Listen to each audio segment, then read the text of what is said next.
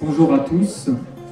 Tout le monde n'est pas encore là, mais on va commencer pour essayer de tenir le calendrier et l'ordre du jour de l'après-midi. Merci d'être venus parmi nous. Nous allons donc essayer ensemble de répondre à une première question qui est l'agroécologie paysanne peut-elle nourrir le monde? Je vais présenter les gens qui sont susceptibles d'intervenir. Ensuite, il y aura une présentation de Paul Ariès pendant à peu près 3/4 d'heure. Et on consacrera la deuxième heure essentiellement à essayer de répondre à vos questions ou de rebondir suite à vos remarques et vos questions pour apporter des précisions par rapport à ce qui aura pu être dit pendant la première heure. Donc pour essayer d'apporter des réponses à ces questions, il y aura moi-même, donc je suis Philippe Delon, vigneron ici sur le Minervois et coprésident de l'association Chemin Cueillant, qui fait partie de l'organisation de cet événement et qui regroupe des producteurs en bio, pas que vignerons, donc des vignerons, des maraîchers, des arboriculteurs, des apiculteurs, mais qui sont tous sur le territoire ici du Minervois. Paul Ariès, à ma gauche, donc à votre droite, qui est politologue, essayiste, conférencier, écrivain, et qui travaille depuis de nombreuses années, notamment sur les questions de la décroissance et de l'alimentation. Jean-Pierre ici, qui fait partie d'une structure qui représente localement l'atelier paysan.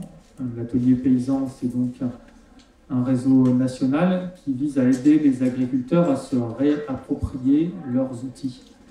Donc à réapprendre à fabriquer soi-même ces outils, à entretenir soi-même ces outils.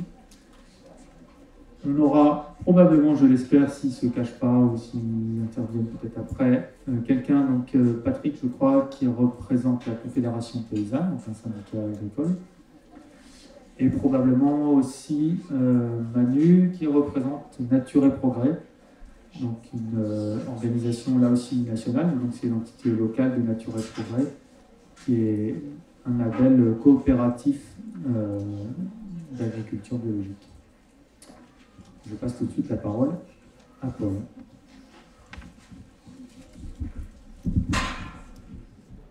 Bonjour, je vous remercie de votre invitation et de votre présence. Alors j'assume totalement ma double casquette, celle du politologue spécialiste de l'alimentation et celle du citoyen engagé. J'ai été pendant de nombreuses années président pour la France d'une toute petite ONG qui s'appelle le Centre Europe Tiers-Monde, dont la devise est « Il n'y a pas un monde développé et un monde sous-développé, mais un seul monde mal développé ». Et cette ONG est habilitée auprès de la Commission des droits de l'homme de l'ONU. Et depuis 1 an, je coanime également le collectif national pour la défense de l'élevage paysan et des animaux de ferme. Alors l'humanité a toujours été angoissée par sa table. Elle a eu peur durant des millénaires de ne pas avoir assez. On a aujourd'hui dans les pays riches peur de trop ou de mal manger. La peur du manque est toujours la situation de la majorité des 8 milliards d'humains. Un humain sur 7 n'a pas aujourd'hui suffisamment à manger et parmi eux, une majorité de paysans dans les pays appauvris. Cette marque n'est cependant pas spécifique aux pays du Sud. Un enfant nord-américain sur 5 n'a pas assez à manger. Toutes les 5 secondes, un enfant de moins de 10 ans meurt de faim à l'échelle planétaire. C'est-à-dire que 3 enfants sont déjà morts depuis que j'ai commencé à parler et 720 enfants mourront de faim avant que je finisse mon exposé.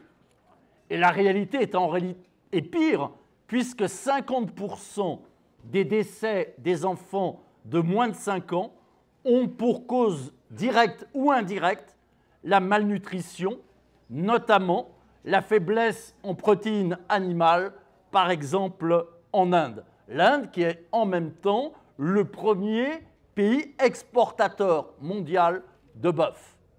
Et on meurt aujourd'hui proportionnellement plus de faim que dans l'Antiquité, hors période de famine due à des incidents climatiques ou à des guerres. Et je voudrais faire ici un parallèle avec, par exemple, l'évolution de l'habitat urbain.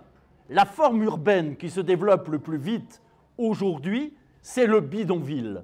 On a 1,5 milliard d'humains qui vivent dans des bidonvilles, et selon l'ONU, si on poursuit les tendances actuelles, d'ici 50 ans, ça sera presque 3 milliards d'humains. Alors la faim dans le monde est bien sûr toujours une tragédie individuelle, mais elle résulte de choix collectifs d'un système agricole. Et le modèle agro-industriel dominant n'est pas parvenu à nourrir le monde, et il ne le pourra jamais. Alors tout le monde aimerait bien sûr en finir avec la famine, mais les solutions apportées dépendent des analyses des causes qui sont faites. Pourquoi meurt-on toujours de faim en 2019 et pourquoi le nombre de victimes est-il à nouveau à la hausse selon les chiffres officiels? Alors bien sûr, tout le monde ne meurt pas de faim pour les mêmes raisons, mais il y a cependant des causes plus déterminantes. Et j'aimerais déjà déconstruire 3 fausses idées qui, malheureusement, ont le fond en poupe. Première fausse idée, c'est l'idée qu'on mourrait de faim parce que la production agricole mondiale serait insuffisante.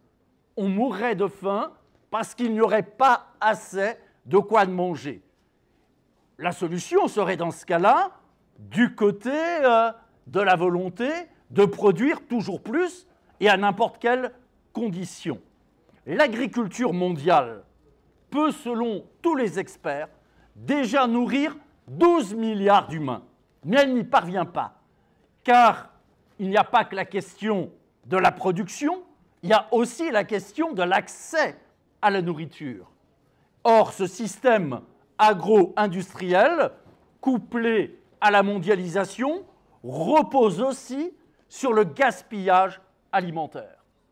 Le gaspillage alimentaire concerne aujourd'hui le tiers de l'agriculture mondiale.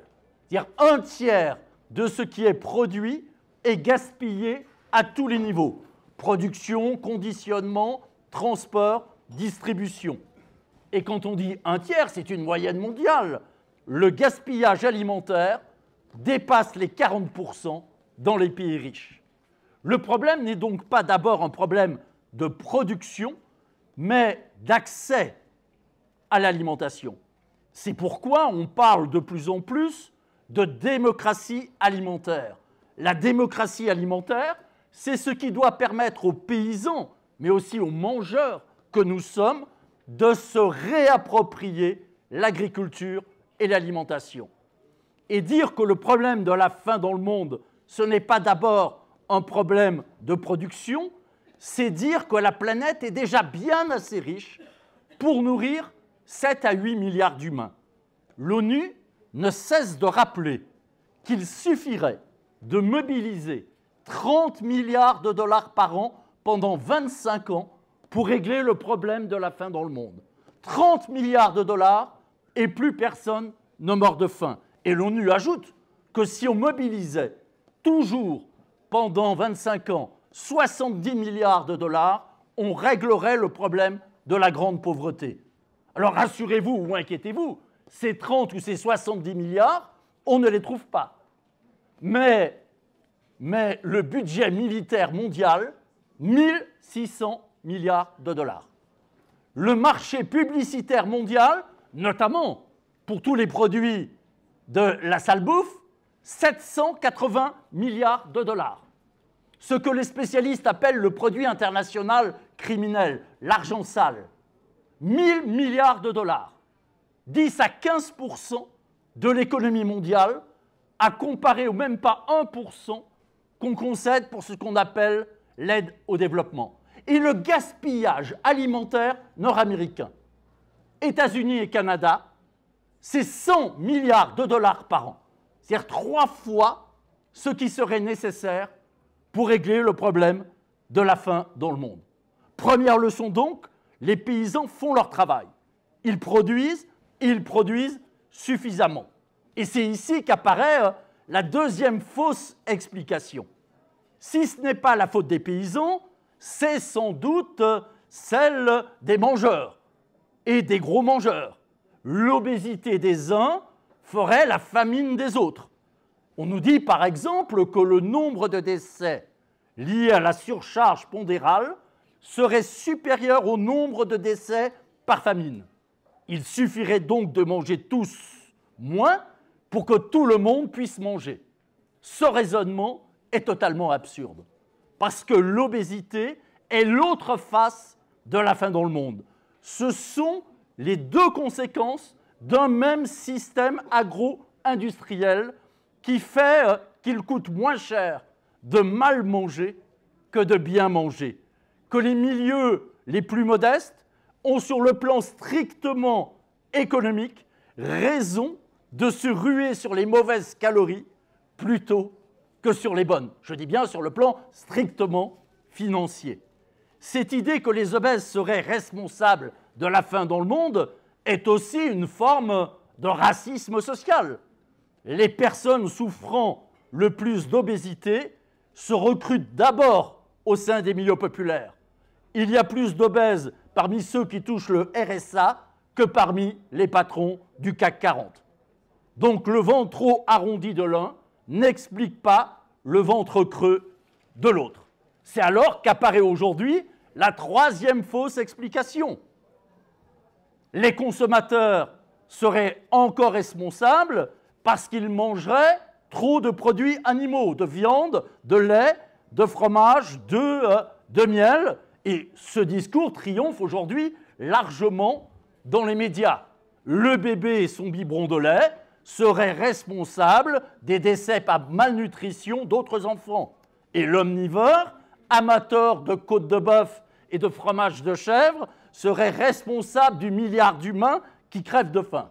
Salaud de viandiste qui affamait la planète. J'ai écrit ma lettre ouverte aux mangeurs de viande qui souhaitent le rester pour démonter ces faux arguments. La vraie opposition n'est pas entre d'un côté les protéines végétales et d'un autre côté les protéines animales, mais entre d'un côté la production industrielle de protéines végétales ou animales et d'un autre côté l'agroécologie, l'agriculture paysanne. Et toutes ces fausses explications n'ont qu'un seul but, dépolitiser les questions agricoles, les questions alimentaires. Faire croire que ce serait la faute des paysans ou la faute des mangeurs. Et c'est la raison pour laquelle j'ai co-signé un manifeste avec Jean Ziegler, l'ancien porte-parole de la FAO, et Carlo Petrini, le président fondateur du mouvement international Slow Food, pour rappeler ce que sont véritablement les causes de la famine dans le monde. La responsabilité est celle d'un système agro-industriel qui a organisé déjà la fin des cultures vivrières au profit des cultures d'exportation, c'est-à-dire aussi la fin d'une agriculture familiale, d'une agriculture paysanne.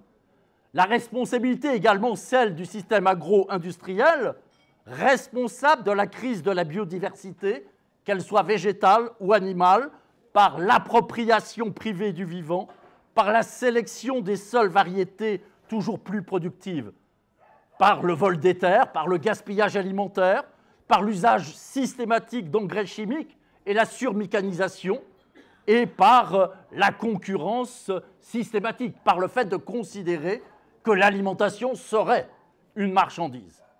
L'agriculture conventionnelle, productiviste, industrielle, peu importe le mot, n'a jamais été et ne sera jamais capable de nourrir toute l'humanité. Toutes les études le prouvent. La FAO, le Fonds agricole mondial qui dépend de l'ONU, ne cesse de tirer le signal d'alarme, ainsi que les grandes agences de sécurité internationale. La CIA a par exemple classé récemment l'alimentation comme problème de sécurité, depuis que les experts de la CIA ont calculé que l'agriculture consomme aujourd'hui plus de calories qu'elle en apporte. Ce qui est bien sûr une aberration. Il fallait en 1953 1 calorie de pétrole pour produire 3 à 4 calories alimentaires. Aujourd'hui, c'est exactement l'inverse. C'est-à-dire que l'efficacité énergétique de l'agriculture industrielle a été divisée par 20 en 60 ans. On marche totalement sur la tête, à tel point qu'on parle de plus en plus de pétro-aliments. En France, un aliment parcourt en moyenne 1500 km. C'est beaucoup plus à l'échelle mondiale. Le développement de la monoculture augmente par ailleurs la vulnérabilité de la production agricole face aux aléas climatiques.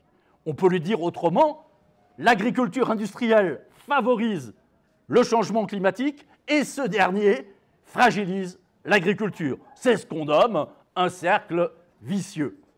Face à l'échec du système agro-industriel, il n'y a finalement que 3 solutions, 3 systèmes possibles.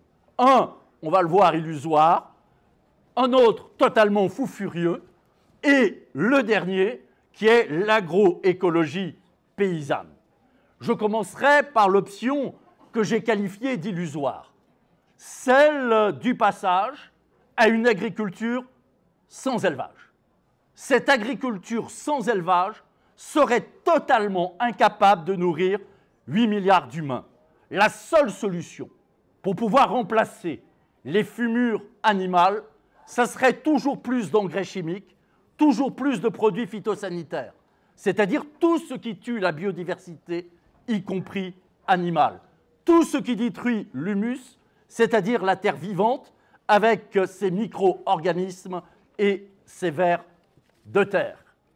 La deuxième fausse solution, c'est celle qu'on voit monter de plus en plus avec le développement des biotechnologies alimentaires, ce qu'on appelle le passage à l'agriculture cellulaire. On parle aussi d'agriculture intelligente, comme si les paysans avaient été bêtes jusqu'à présent. L'agriculture cellulaire, c'est ce choix que j'ai qualifié de fou furieux. Et l'agriculture cellulaire commence à se développer, mais elle va exploser d'ici 10 ans.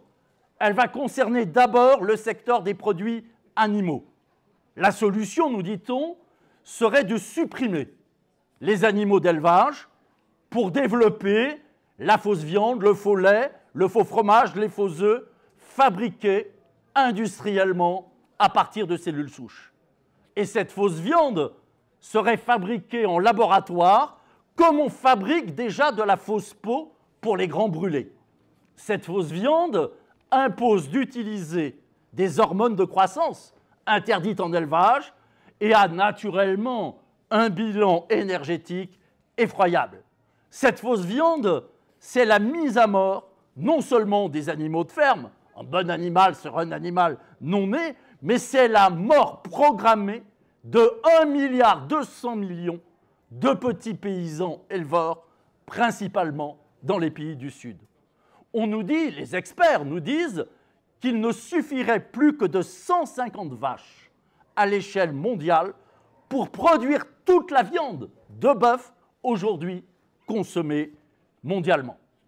L'agriculture cellulaire, ce n'est pas seulement demain matin l'alimentation carnée, c'est après-demain l'agriculture végétale.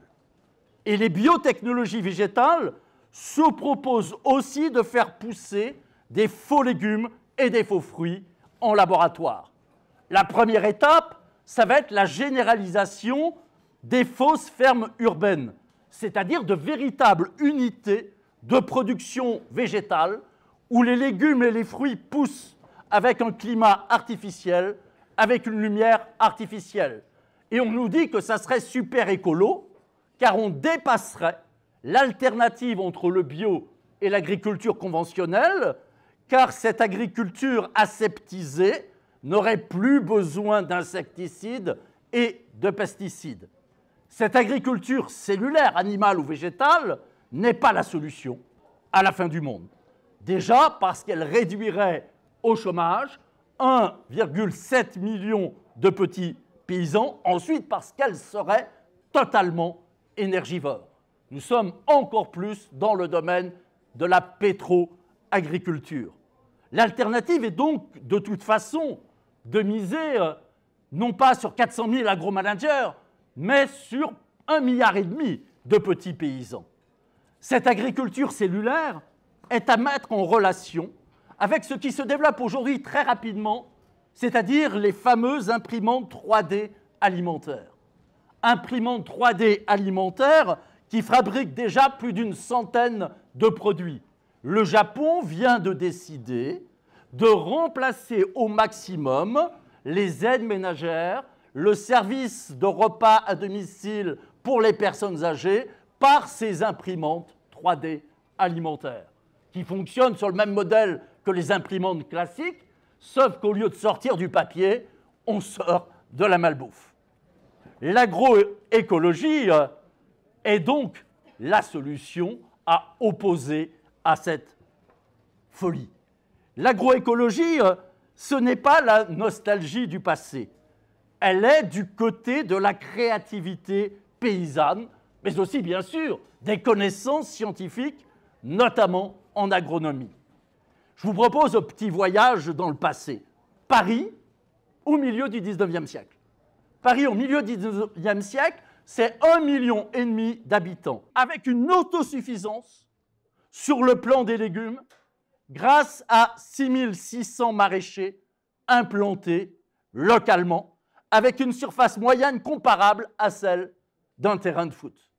Et ils utilisaient des techniques naturelles, mais hautement productives, avec par exemple de larges couches de fumier, avec une rotation des cultures, avec des associations de cultures, avec un soin extrêmement vigilant apporté à la terre. L'agroécologie d'aujourd'hui est du côté de la solution, car vient en cortège avec elle tout ce qui semble nécessaire. Produire local, défendre la biodiversité, permettre à un maximum de paysans de pouvoir continuer à exercer leur métier et de vivre dignement. L'agroécologie est du côté de la solution, sauf si elle devait sombrer dans une agroécologie industrielle. Ça serait en quelque sorte le mariage du feu et de l'eau. J'insiste sur ce point, car on sait que le capitalisme récupère tout. Le fait qu'il récupère les choses en soi ne serait pas gênant, sauf que lorsque le capitalisme récupère quelque chose, il le fait dans le cadre de sa propre logique. On sait par exemple qu'aujourd'hui, ce qui se développe le plus vite en matière de bio, c'est la bio-industrie. On sait d'ailleurs qu'on ne cesse d'affadir les cahiers des charges de la bio pour les rendre compatibles avec la grande industrie, avec l'agrobusiness. L'agroécologie est beaucoup plus ambitieuse que ce bio-là, car elle a une vision beaucoup plus large. Et j'aimerais citer quelques-uns des axes essentiels. Premier axe, c'est le choix de l'association d'une agriculture végétale, de l'élevage et de la foresterie. J'avoue que pour moi, cela reste le prototype même de la ferme biologique, qui produit à la fois des fruits et des légumes, de la viande, du lait et de surcroît de la bonne terre, grâce notamment à l'humus. Je parlerai seulement de l'agroforesterie, puisque j'ai largement développé le couplage agriculture-élevage dans ma lettre ouverte aux mangeurs de viande. L'agroforesterie consiste à revenir, mais pas simplement à revenir, au savoir-faire ancien, traditionnel, c'est-à-dire à la façon dont fonctionnaient tous les paysans à l'échelle mondiale. Mettre des arbres au milieu des champs, cultiver à l'ombre des arbres, ça a été effectivement pendant très longtemps la condition du succès. Et plusieurs stands sur cette fête présentent des initiatives dans ce sens. L'agroforesterie présente plusieurs avantages. Le premier, fertiliser les sols car certains arbres fonctionnent comme de véritables usines à azote. L'effet positif est d'ailleurs très rapide, entre 2 et 3 ans. L'agroforesterie permet aussi de réduire la présence d'insectes, mais également de champignons pathogènes et de mauvaises herbes. Troisième avantage, il y a peu ou pas d'érosion des sols. Quatrième avantage, une plus faible variabilité de température et d'humidité. Cinquième avantage, une plus grande teneur en matière organique. Sixième avantage, et pas des moindres, c'est le très faible coût de l'agroforesterie. Et nos anciens ont cessé l'agroforesterie à la fois parce qu'ils se sont lancés dans la monoculture et parce qu'on leur a imposé le choix de la mécanisation à outrance. C'est pourquoi mon grand-père a fait comme tout le monde et a séparé son maraîchage des arbres fruitiers. On a aussi le même phénomène d'ailleurs de monozonage en matière d'urbanisme, avec des zones consacrées à l'habitation, d'autres consacrées aux activités commerciales, d'autres encore consacrées à l'industrie et d'autres encore aux loisirs. Il n'y a pas une seule agroforesterie, car le choix est toujours fonction des terroirs, mais aussi de ce qu'on souhaite planter. Des pommiers, par exemple, dans des champs céréaliers, des noyers en Isère, dans des champs de blé. Il existe 70 000 variétés d'arbres dans le monde.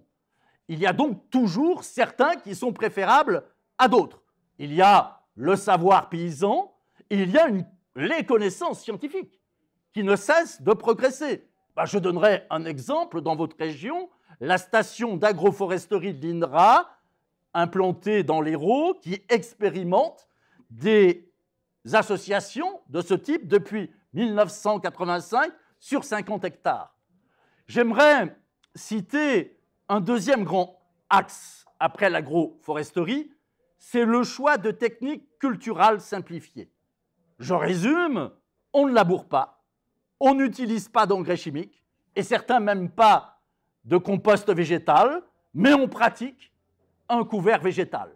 On ne laboure pas pour ne pas fragiliser le sol, pour ne pas tuer les vers de terre. Les vers de terre, c'est 70% de la masse physique corporelle de l'ensemble des animaux existants. Et la principale hécatombe aujourd'hui, ce n'est pas le bœuf pour la boucherie, ce sont les vers de terre dans les champs. Et ces vers de terre sont victimes de l'agriculture industrielle, c'est-à-dire à la fois des pesticides, des insecticides, mais aussi de l'emploi de machines qui détruisent la terre. On ne laboure pas pour ne pas fragiliser aussi la vie microbiologique du sol. J'ajouterais que ce choix va fort bien avec le refus de la mécanisation à outrance, donc avec le refus du surinvestissement, donc de l'endettement dont souffrent aujourd'hui trop de paysans. Et le matériel nécessaire peut être réalisé en autoproduction et je vous invite là aussi à visiter le stand de l'atelier paysan. Troisième axe, c'est la combinaison de plantes. Elle peut être bien sûr plus ou moins heureuse. Je donne un seul exemple, le trèfle est excellent pour préparer le sol car son système racinaire est très étendu, mais également parce qu'il fabrique aussi beaucoup de matière sèche, donc de carbone, et parce qu'il fixe l'azote. Le tiercé gagnant, c'est azote plus carbone plus vers de terre. La combinaison des plantes permet d'éliminer la majorité des mauvaises herbes, déjà tout simplement parce que le sol est déjà occupé par les plantes qu'on a choisies pour leur utilité. Les plantes combinées sont également plus saines, donc elles sont moins attractives pour les rongeurs. Et le choix de la biodiversité a aussi un autre avantage, car s'il y a toujours des ravageurs, il y a aussi des prédateurs. Tout cela est sympathique, mais l'agroécologie peut-elle nourrir le monde? Ces rendements sont déjà globalement comparables et parfois supérieurs à ceux de l'agriculture conventionnelle. On peut cependant aller plus loin. Je vous l'ai dit tout à l'heure, l'agriculture mondiale pourrait déjà, sur le papier, nourrir 12 millions de personnes, soit 2 fois la population mondiale. Mais ce système agro-industriel ne va pas sans gaspillage, ne va pas non plus sans une utilisation toujours plus forte d'engrais chimiques et de mécanisation à outrance. Bref, les rendements de l'agriculture conventionnelle ne cessent de baisser, car cette agriculture a choisi de forcer la nature. Elle ne prend pas soin de la terre, elle ne nourrit pas la terre pour qu'elle puisse nourrir les plantes.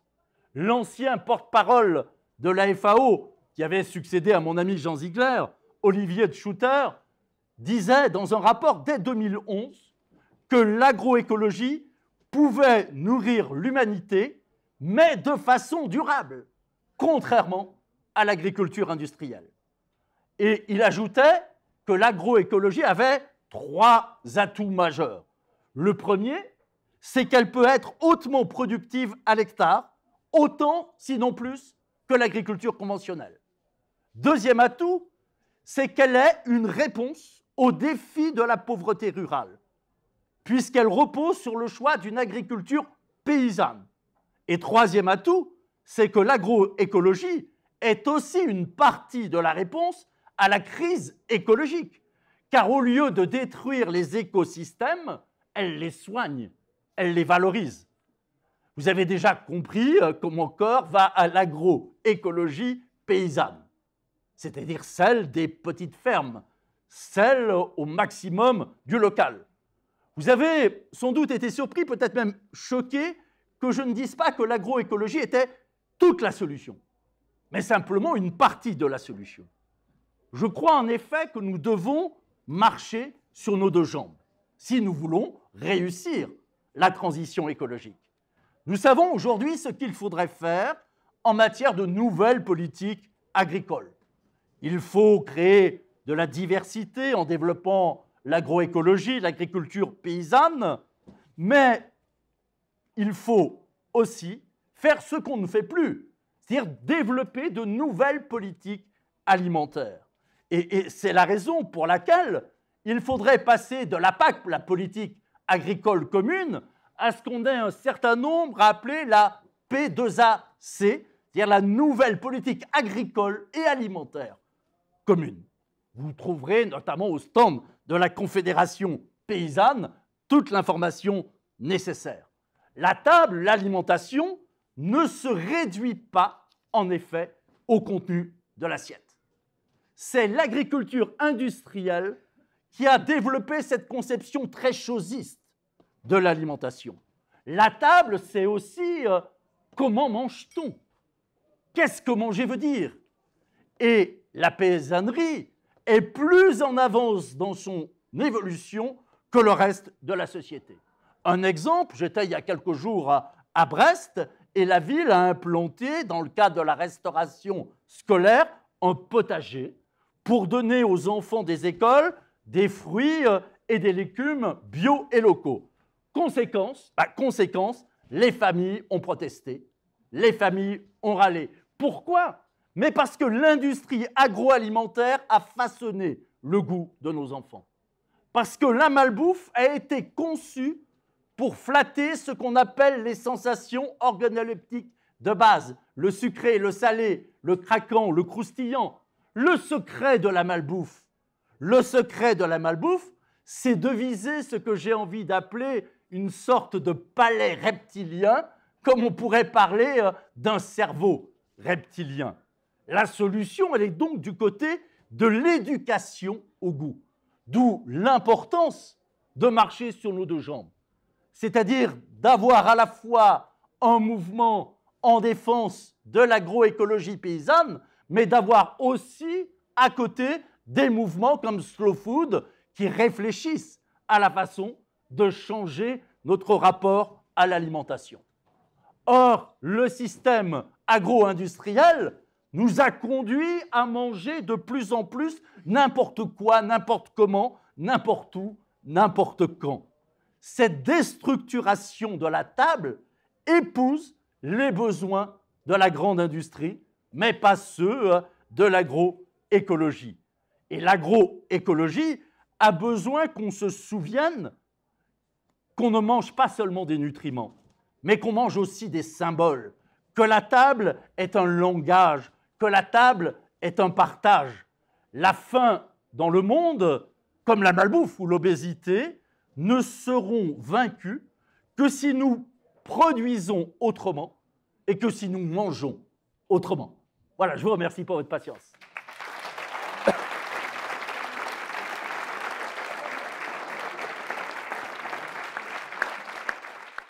Alors, monsieur disait, il y a une autre dimension qui est en train d'être oubliée aussi, c'est la dimension spirituelle de cet acte de manger ensemble. Et c'est vrai que je suis très d'accord avec cette remarque.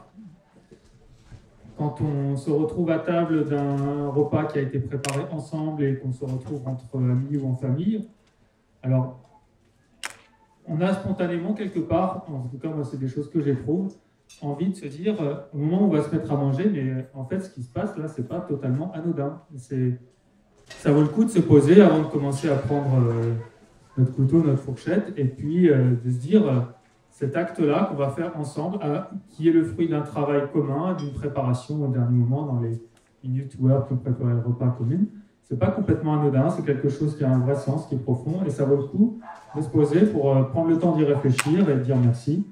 C'est vrai que dans la religion catholique, c'est à ça que sert le bénédicité, mais finalement c'est une forme parmi d'autres, et on peut le faire de plein de façons. Cette part de spiritualité, c'est une façon de vivre ce que j'appelle cette dimension symbolique de la table. Et cette dimension symbolique, elle vient de très très loin. Dans l'Égypte antique, il y avait un seul hiéroglyphe pour dire manger et parler. Je mange égale je parle. Et c'est la raison pour laquelle les vieux Égyptiens ont inventé les premiers symboles alimentaires. Il y en avait des milliers, j'en cite deux. Le pain comme symbole de la vie éternelle. Et pour les très grandes occasions, les Égyptiens mélangeaient de la poudre minérale, c'est-à-dire de la pierre concassée, à la farine. Parce que rien n'est plus dur que la pierre. Manger de la pierre, c'est manger l'éternité. Alors c'est très mauvais pour les dents, c'est pour ça que les momies avaient les dents abîmées, mais c'est très bon pour l'esprit. Et les Égyptiens avaient inventé aussi, j'en parle puisque nous sommes une région largement consacrée à la vigne, ils avaient également inventé le vin comme symbole de l'humanisation. Puisque les dieux égyptiens, contrairement aux dieux grecs et romains, étaient réputés ne pas boire de vin. Donc boire du vin, c'était rappeler aux humains quelle était leur place entre les dieux qui n'en buvaient pas et les animaux qui n'en buvaient pas. Mais cette dimension symbolique, elle continue à exister dans notre société. Manger chinois, ce n'est pas seulement manger du riz avec des baguettes. C'est savoir que chaque plat, de par sa forme, de par sa consistance, de par sa couleur, de par son mode de cuisson, signifie quelque chose. Que par exemple, pour un repas amoureux, il va falloir obligatoirement partager un mets arrondi, parce que la sphère est le symbole de l'amour.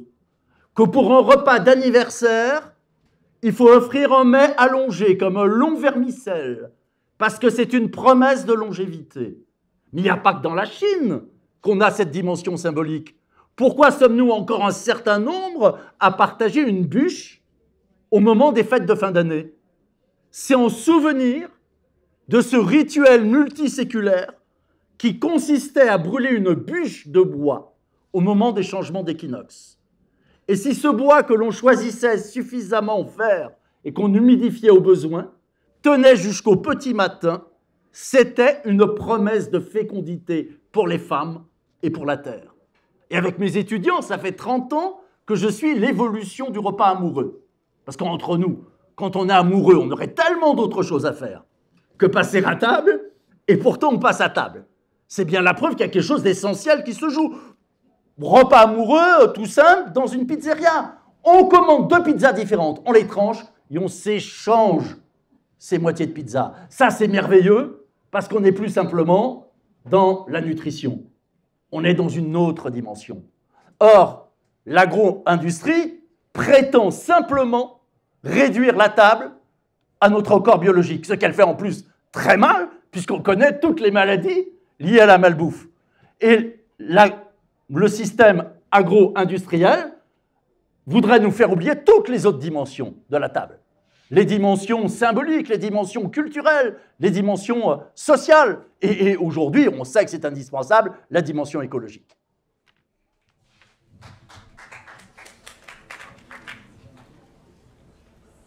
Simplement deux petites remarques. Pour bien situer la part de l'alimentation industrielle dans le monde, elle représente à peu près environ un tiers de l'alimentation mondiale. Le reste, c'est l'agriculture paysanne, les paysans et les cueilleurs, les sociétés qui vivent sur la cueillette des fruits qui poussent naturellement. Donc ça situe ce que représente vraiment l'agriculture industrielle. Elle produit moins que l'agriculture paysanne.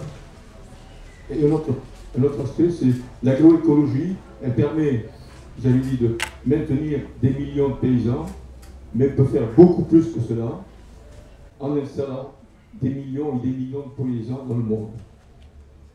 Au lieu, sur les fermes qui exploitent des centaines ou des millions d'hectares, combien de paysans peut-on installer là pour produire une alimentation de qualité et de proximité et fixer des populations dans beaucoup de pays où les gens s'en vont parce qu'ils crèvent de faim? Je voulais rebondir sur ce commentaire. C'est vrai que on dit souvent que l'agriculture paysanne, c'est pas rentable, ça marche pas, etc. Bon, on est bien évidemment convaincus du contraire. Simplement, le modèle économique est complètement différent d'une agriculture industrielle. Et ça crée beaucoup plus d'emplois. Donc, on a besoin d'une équation économique différente, mais qui est aussi positive, voire mieux que celle de l'industrie, puisque avec des coûts qui sont équivalents, et ça de nombreuses études l'ont montré, on va réussir à produire, bon, quantitativement au moins autant, mais qualitativement bien mieux, mais surtout avec plus d'emplois. Et on se rend compte que l'agriculture paysanne, c'est une agriculture qui maintient et qui crée des emplois en milieu rural, et c'est un élément essentiel pour nous. En attendant que vous trouviez vos prochaines remarques, je vais profiter d'être là. Ma casquette principale, je ne sais pas comment tu l'as présentée en fait, c'est Nature et Progrès, Aude. Mais je fais aussi partie de la maison paysanne qui n'est pas représentée là et je trouve ça dommage. Du coup, et je pense que ça répond à des choses qui ont été évoquées. Donc du coup, dans l'Aude, je sais que tout le monde ne vient pas de l'Aude là, mais voilà.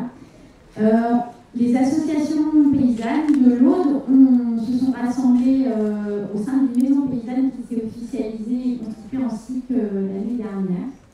Et donc, ça regroupe Nature et Progrès, la Confédération paysanne, les ADA, donc l'accompagnement à l'installation, Graines de paysans, Solidarité paysans, Terre de Liens, j'oublie qui, Accueil paysan, voilà, toutes les assos qui ont l'habitude de travailler au niveau de l'accompagnement de l'agriculture paysanne. Ces associations-là répondent à la charte de l'agriculture paysanne. Et l'idée dans la constitution de cette SIC, c'est de faire plus facilement du transversal et d'accompagner peut-être une réflexion autour de la politique agricole et alimentaire. Au niveau d'un territoire, on a des projets, on a des actions de projets alimentaires territoriales dans la Haute-Vallée et dans l'Oraguais. Voilà, je n'ai pas préparé. Par contre, en fait, la maison paysanne, elle se veut ouverte aux citoyens. Il y a quelques infos sur le centre de Nature et Progrès. Et les citoyens peuvent venir aussi s'impliquer, rencontrer et même agir au sein de la maison paysanne, justement pour favoriser et nous aider à mettre en œuvre et à développer un autre modèle agricole, au moins au niveau du territoire de l'île. Voilà.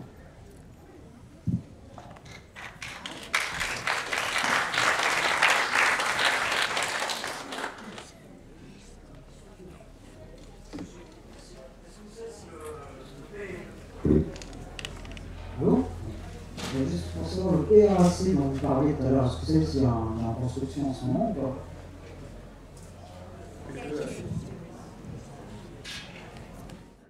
Alors oui, il y a effectivement une convergence qui s'est faite de plusieurs mouvements autour de cette notion. Et l'idée maintenant, c'est que ça soit repris au maximum, je dirais, à tous les échelons. À l'échelon international, il y a un certain nombre de mouvances comme Via Campesina y travaillent, à l'échelon européen, à l'échelon national, et à l'échelon, là je rejoins totalement ce qui vient d'être dit, à l'échelon des territoires.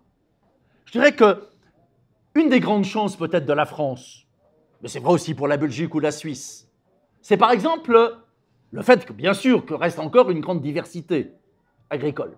Mais c'est aussi l'importance de ce qu'on appelle la restauration sociale. Restauration scolaire, restauration d'entreprise, restauration hospitalière, etc. La restauration sociale, c'est plus d'un repas sur deux. C'est-à-dire avec un peu de volonté politique. Il suffirait de modifier le cahier des charges du Code des marchés publics pour pouvoir, à travers les achats alimentaires, favoriser le type d'agriculture que l'on souhaite développer. Moi, je suis personnellement pour le retour en régie municipale au maximum de la restauration scolaire.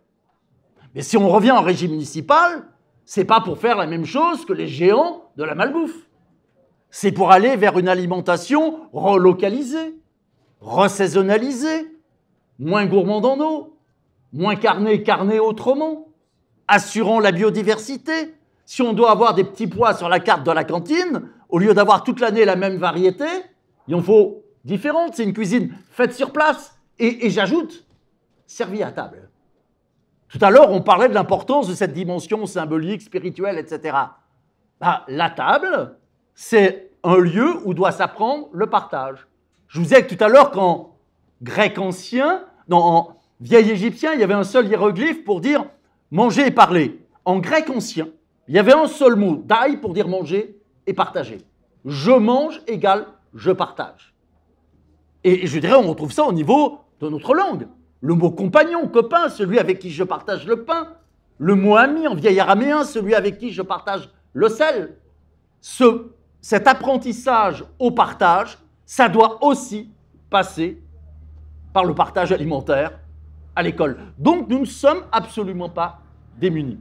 Et je dirais cette idée d'avancer sur les deux jambes, politique agricole, politique alimentaire, je crois que c'est peut-être ce qui va nous permettre de marquer des points face à l'industrie.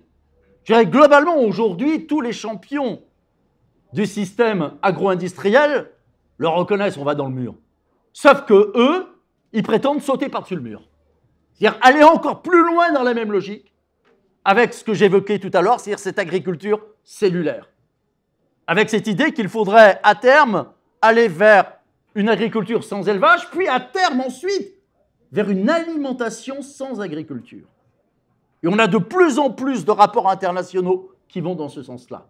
Alors ils nous disent, rassurez-vous, il existera toujours un secteur agricole, mais ça sera, allez, pour le 1%, ou pour les belles occasions, et qu'on irait globalement en matière d'alimentation, comme on a fait en matière, je dirais, d'habillement, on a la haute couture, et puis on a le prêt à porter. Là, le prêt à manger, ça serait ces produits bio-industriels. Mais ça, c'est le point de vue d'une infime minorité. Je dirais qu'il est évident que les paysans ne souhaitent pas aller dans ce sens-là et que les mangeurs, je préfère dire mangeurs que consommateurs que nous sommes, ne souhaitent pas non plus aller dans ce sens-là.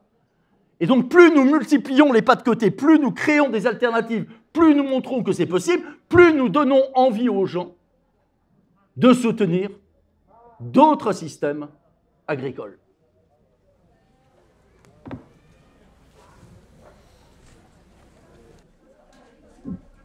Deux questions, une question toute simple.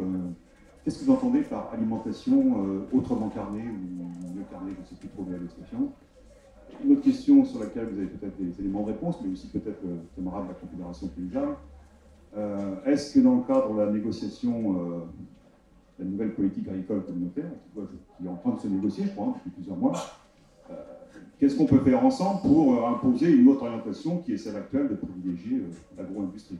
Et est-ce, dans ces négociations, est-ce qu'il y a quelques éléments positifs qui se profilent sur lesquels on pourrait appuyer, quoi?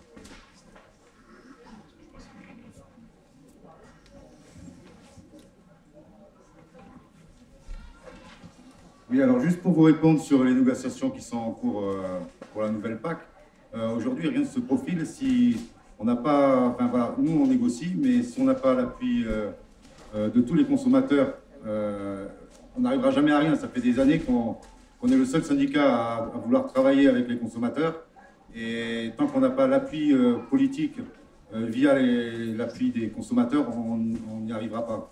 Après, je voudrais revenir sur ce qu'on appelle le partage. Le partage, j'ai entendu ce mot, on l'entend tout le temps. Mais aujourd'hui, si on veut sortir du modèle qui nous gouverne, il faut aussi que les gens apprennent à partager. Et à partager surtout le foncier. Aujourd'hui, le foncier, c'est un des points négatifs pour l'installation. Si les paysans, enfin, même à la Confédération paysanne, je veux dire, à la Confédération paysanne, le terme petit, aujourd'hui, ne veut plus rien dire.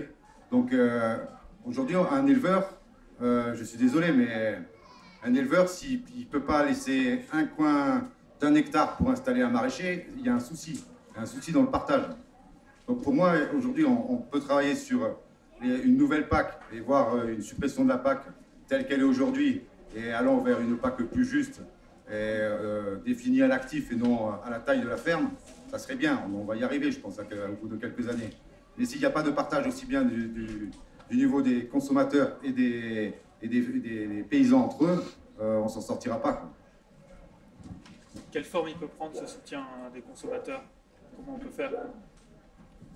Alors, le soutien des consommateurs, pour nous, c'est déjà mettre un petit peu la main à la pâte pour aider la Confédération paysanne dans son combat, qui est de tous les jours, vous n'imaginez pas comment il peut être dur, quoi. Et après, je veux dire, il y a des politiques qui existent, qui sont en place, en passant par le plus petit, c'est le maire ou le député ou la députée de chaque commune, canton et tout ça. L'appui peut être là. Je veux dire, ils ont des pouvoirs décisionnels. Et voilà, c'est à vous de... Nous, on y va. On va leur dire, ne votez pas le CETA. Ils vous disent, oui, on ne va pas voter le CETA. Ils l'emmènent et le votent. Bon, et si les consommateurs laissent les choses comme ça, eh ben, vous ferez de la merde, quoi. Je suis désolé. On répond à l'autre question sur le carnet autrement. Et après, continuons. Donc une alimentation, effectivement, carnée autrement.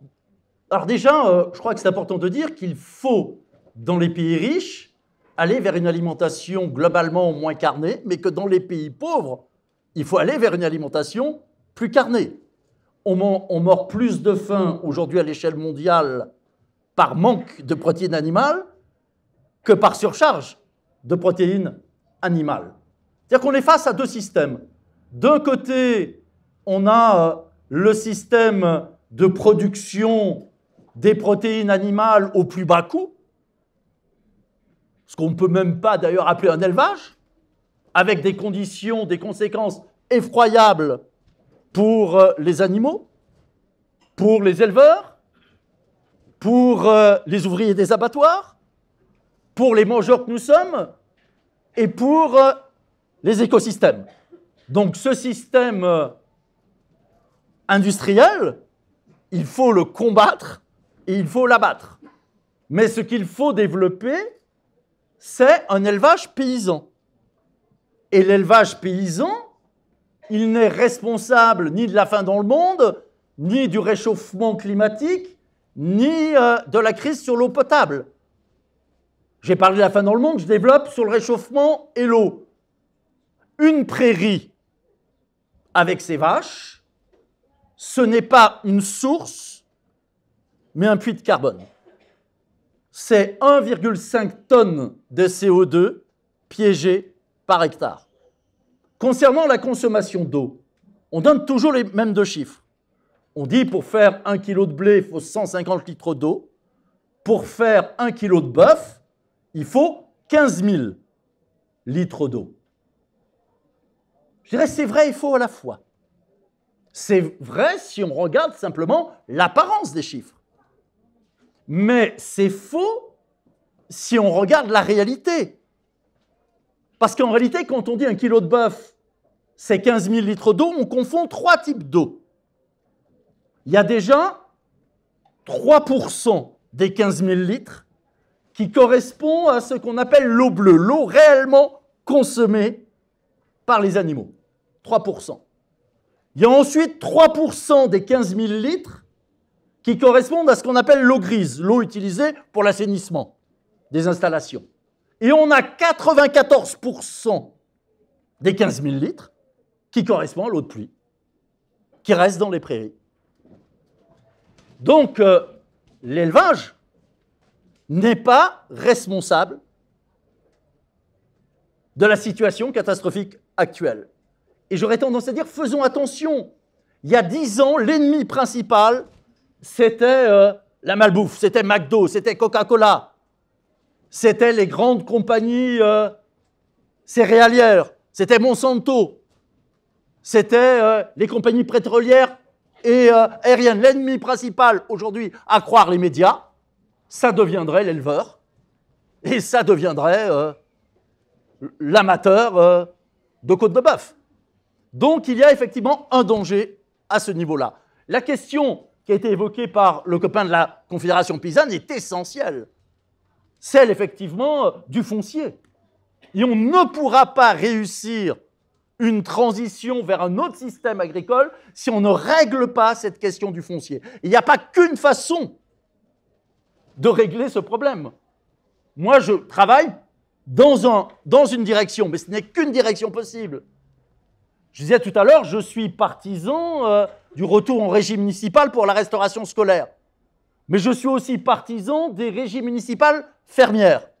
C'est-à-dire des villes qui achètent des terres, parfois pas nécessairement dans leur commune, pour des grandes villes, ça peut être en périphérie, pour soit les mettre à disposition de paysans, soit pour créer, sous forme de services publics, des fermes destinées à approvisionner les écoles, les maisons de retraite, des AMAP, etc.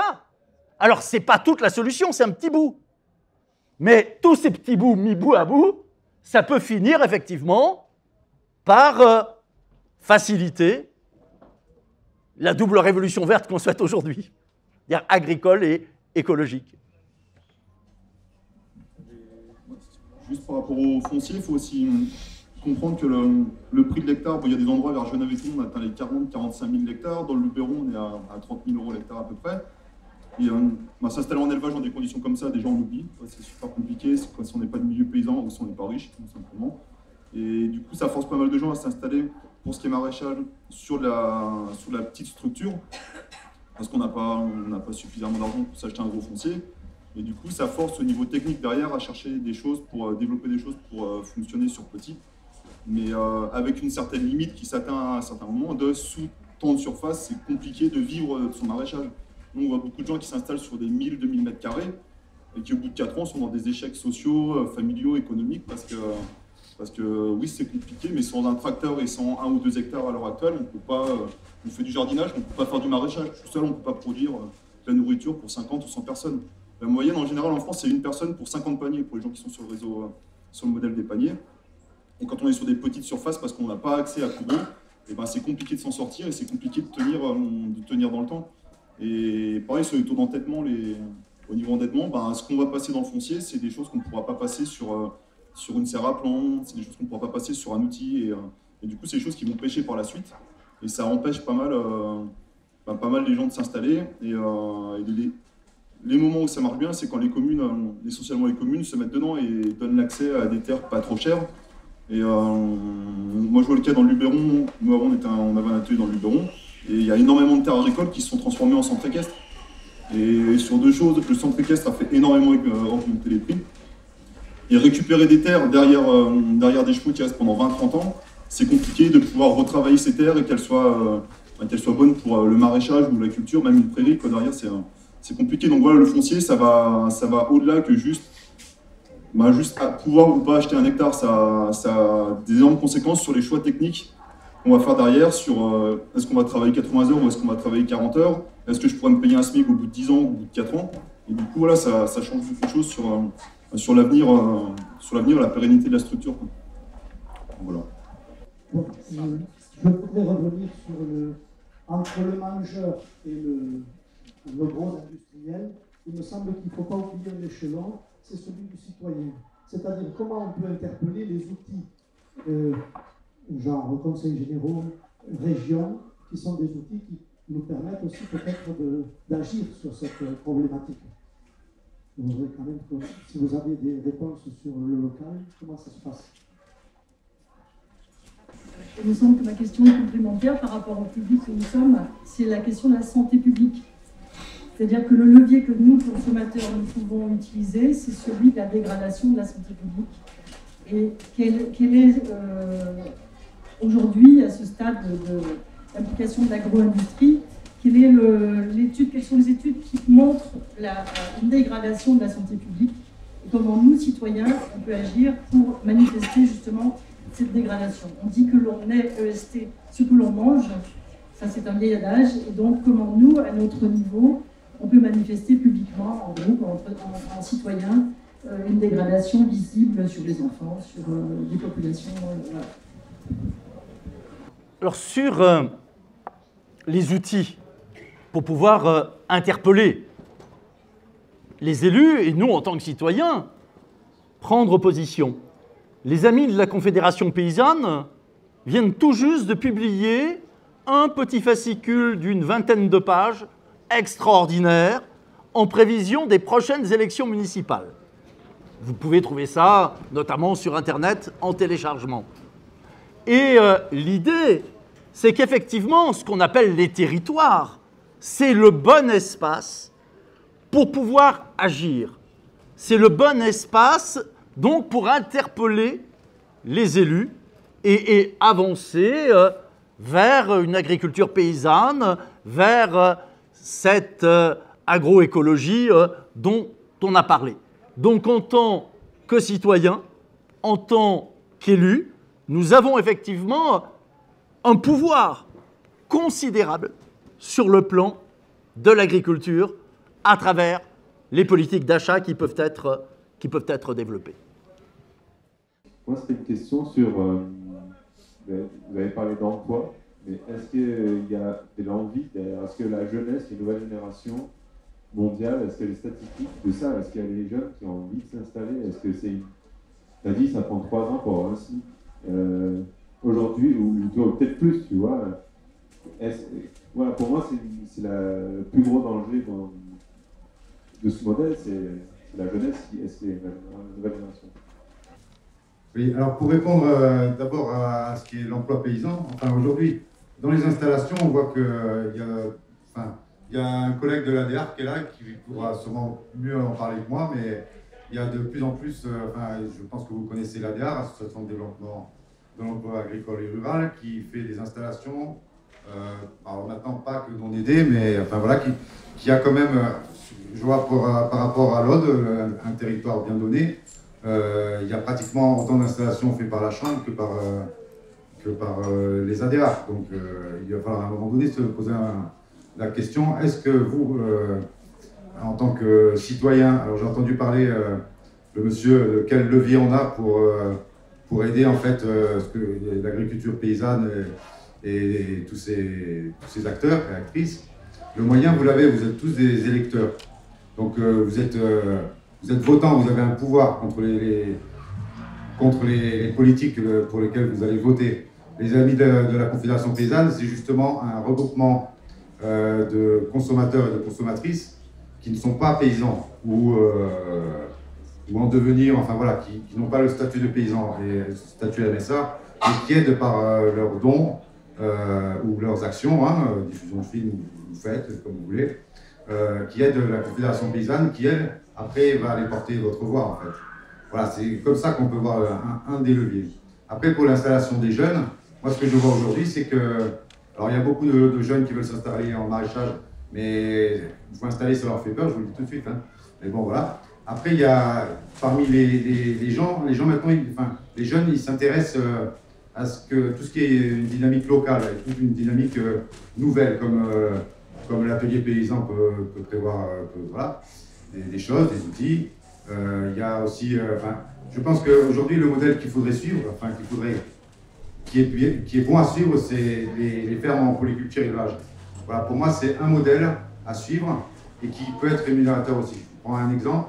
Alors, on parlait de superficie hein, et de rémunération. Moi, je vous prends un exemple. C'est 8 mètres carrés de maraîchage, polyculture élevage, avec un élevage de brebis, de tout en traction animale. Donc, vous enlevez les intrants et vous sortez un revenu de 30 000 € sur 8 mètres carrés.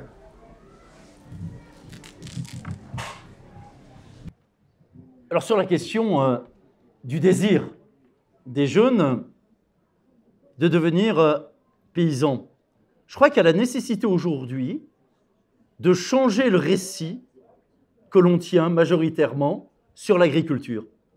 Regardez le discours qui est tenu systématiquement dans les médias, qui est un discours toujours très catastrophiste, très pessimiste.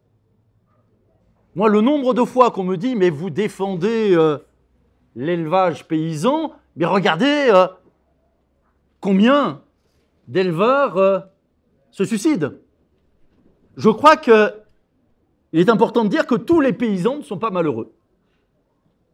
Et que les plus malheureux, c'est sans doute pas ceux qui choisissent l'agriculture paysanne ou l'agroécologie, mais ceux qui choisissent des formes, des systèmes agro-industriels qui les obligent à des surinvestissements et un endettement incroyable. Donc il est important de dire que tous les paysans, effectivement, ne sont pas malheureux et que tous les éleveurs ne sont pas des assassins. Et pour cela, comment faire? Alors on a réfléchi à un certain nombre d'outils. Premier outil pour changer ce récit, alors c'est un mouvement qui s'est développé depuis quelques années, c'est d'organiser des visites de fermes, alors à la fois bien sûr par des adultes, mais aussi par les enfants. Organiser des visites de fermes par les enfants dans le cadre de l'école, dans le cadre des activités périscolaires, je crois que c'est important. Alors vous avez de la chance d'être proche de la campagne quand vous êtes ici. Mais pensez à des enfants dans la région parisienne, lyonnaise, etc. Très franchement, un champ, très franchement, une étape, ça fait... Enfin, je veux dire, c'est même pas ça fait très longtemps qu'ils n'en ont pas vu, ils n'en ont jamais vu. Ils ne savent pas ce que c'est. Donc il est évident qu'il faut ce travail d'éducation, mais qui ne s'adresse pas seulement à l'intelligence, qui s'adresse aussi au sentiment, qui s'adresse aussi au cœur. C'est-à-dire qu'il doit apporter, je dirais tout simplement, apporter potentiellement le désir d'aller plus loin dans la découverte du monde paysan et pourquoi pas ensuite de devenir paysan. Mais ne laissons pas ce discours catastrophiste se développer parce qu'il prépare totalement, idéologiquement, le passage à l'agriculture cellulaire. Si les paysans sont si malheureux, si l'agriculture est sans issue, pourquoi vouloir chercher des solutions dans ce domaine-là, alors que la technoscience peut nous proposer des unités de production qui, je dirais, ces fermes verticales, ces fermes-usines, qui à elles seules prétendent nourrir 1 million de personnes. Une ferme. Vous connaissez la ferme des 1000 vaches. Mais on avait été nombreux à se mobiliser contre. Mais très franchement, la ferme des 1000 vaches, c'est de l'enfantillage par rapport à aujourd'hui, ce qu'on voit se développer en Chine, à Singapour, en Corée du Sud. Je dirais qu'on n'a pas fini de voir des monstruosités.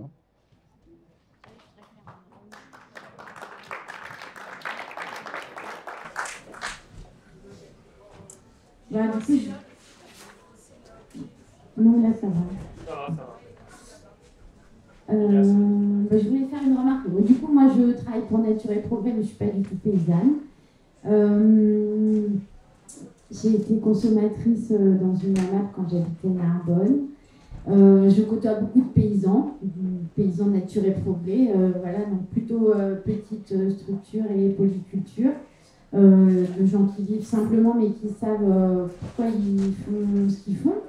Donc je connais plutôt des paysans heureux, ou en tout cas qui ont du sens dans leur métier. Je pense que ça c'est important, ça ne veut pas dire que c'est pas difficile, je côtoie aussi des paysans voilà, où on voit que parfois c'est dur. En tant que consommatrice, en fait, je pense que ce qui est important quand on est paysan et qu'on fait le choix de travailler correctement en gagnant peu, bah, c'est la reconnaissance en fait. Et moi j'ai été surprise de voir la réaction de ma maraîchère d'AMAP quand le soir ou le lendemain de mon panier, je lui disais un mot sur le goût de ses haricots. En fait, en tant que mangeur, on peut remercier la personne, mais pour de vrai, je veux dire, remercier cette personne qui fait le choix d'une vie pas facile, peu rémunératrice et peu reconnue socialement, en fait. Ben, en tant que mangeur, on peut dire merci.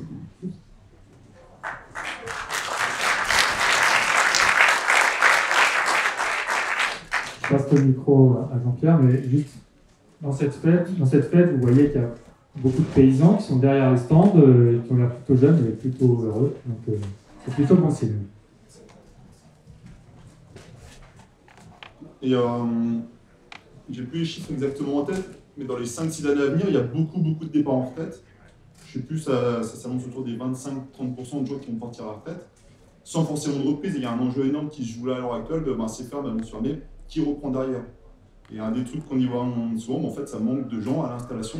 Un exemple un peu différent, mais sur Boissette, là où tu vas faire assez longtemps l'étude minière, je sais pas si jusqu'à il y a 2 ans, il y avait le squat de la filière qui était là-bas.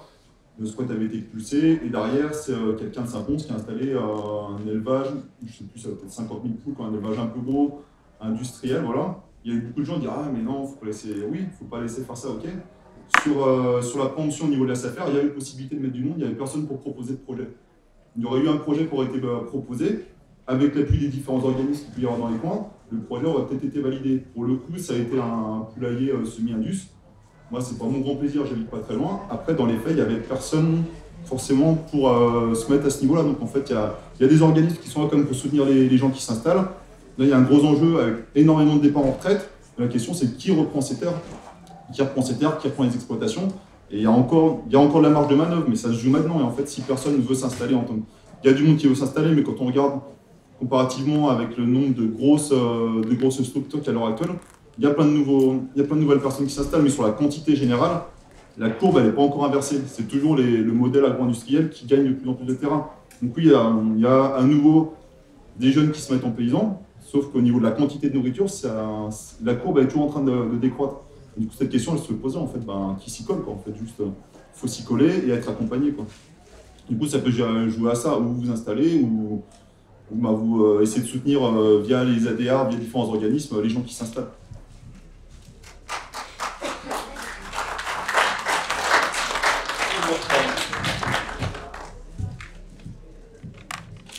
Du coup, là-dessus, sur l'installation, en discutant avec mes collègues de la maison paysanne, notamment de l'ADA, on a constaté, il y a un truc, c'est que les jeunes qui souhaitent s'installer, il y en a beaucoup qui ne sont pas issus du milieu agricole, du coup, ils viennent d'un monde complètement différent, ils ont leur projet, leur rêve d'installation, et il y a des choses à reprendre localement, et en fait, ça ne matche pas avec leur rêve, avec leur projet pour lequel ils ont tout quitté, quoi.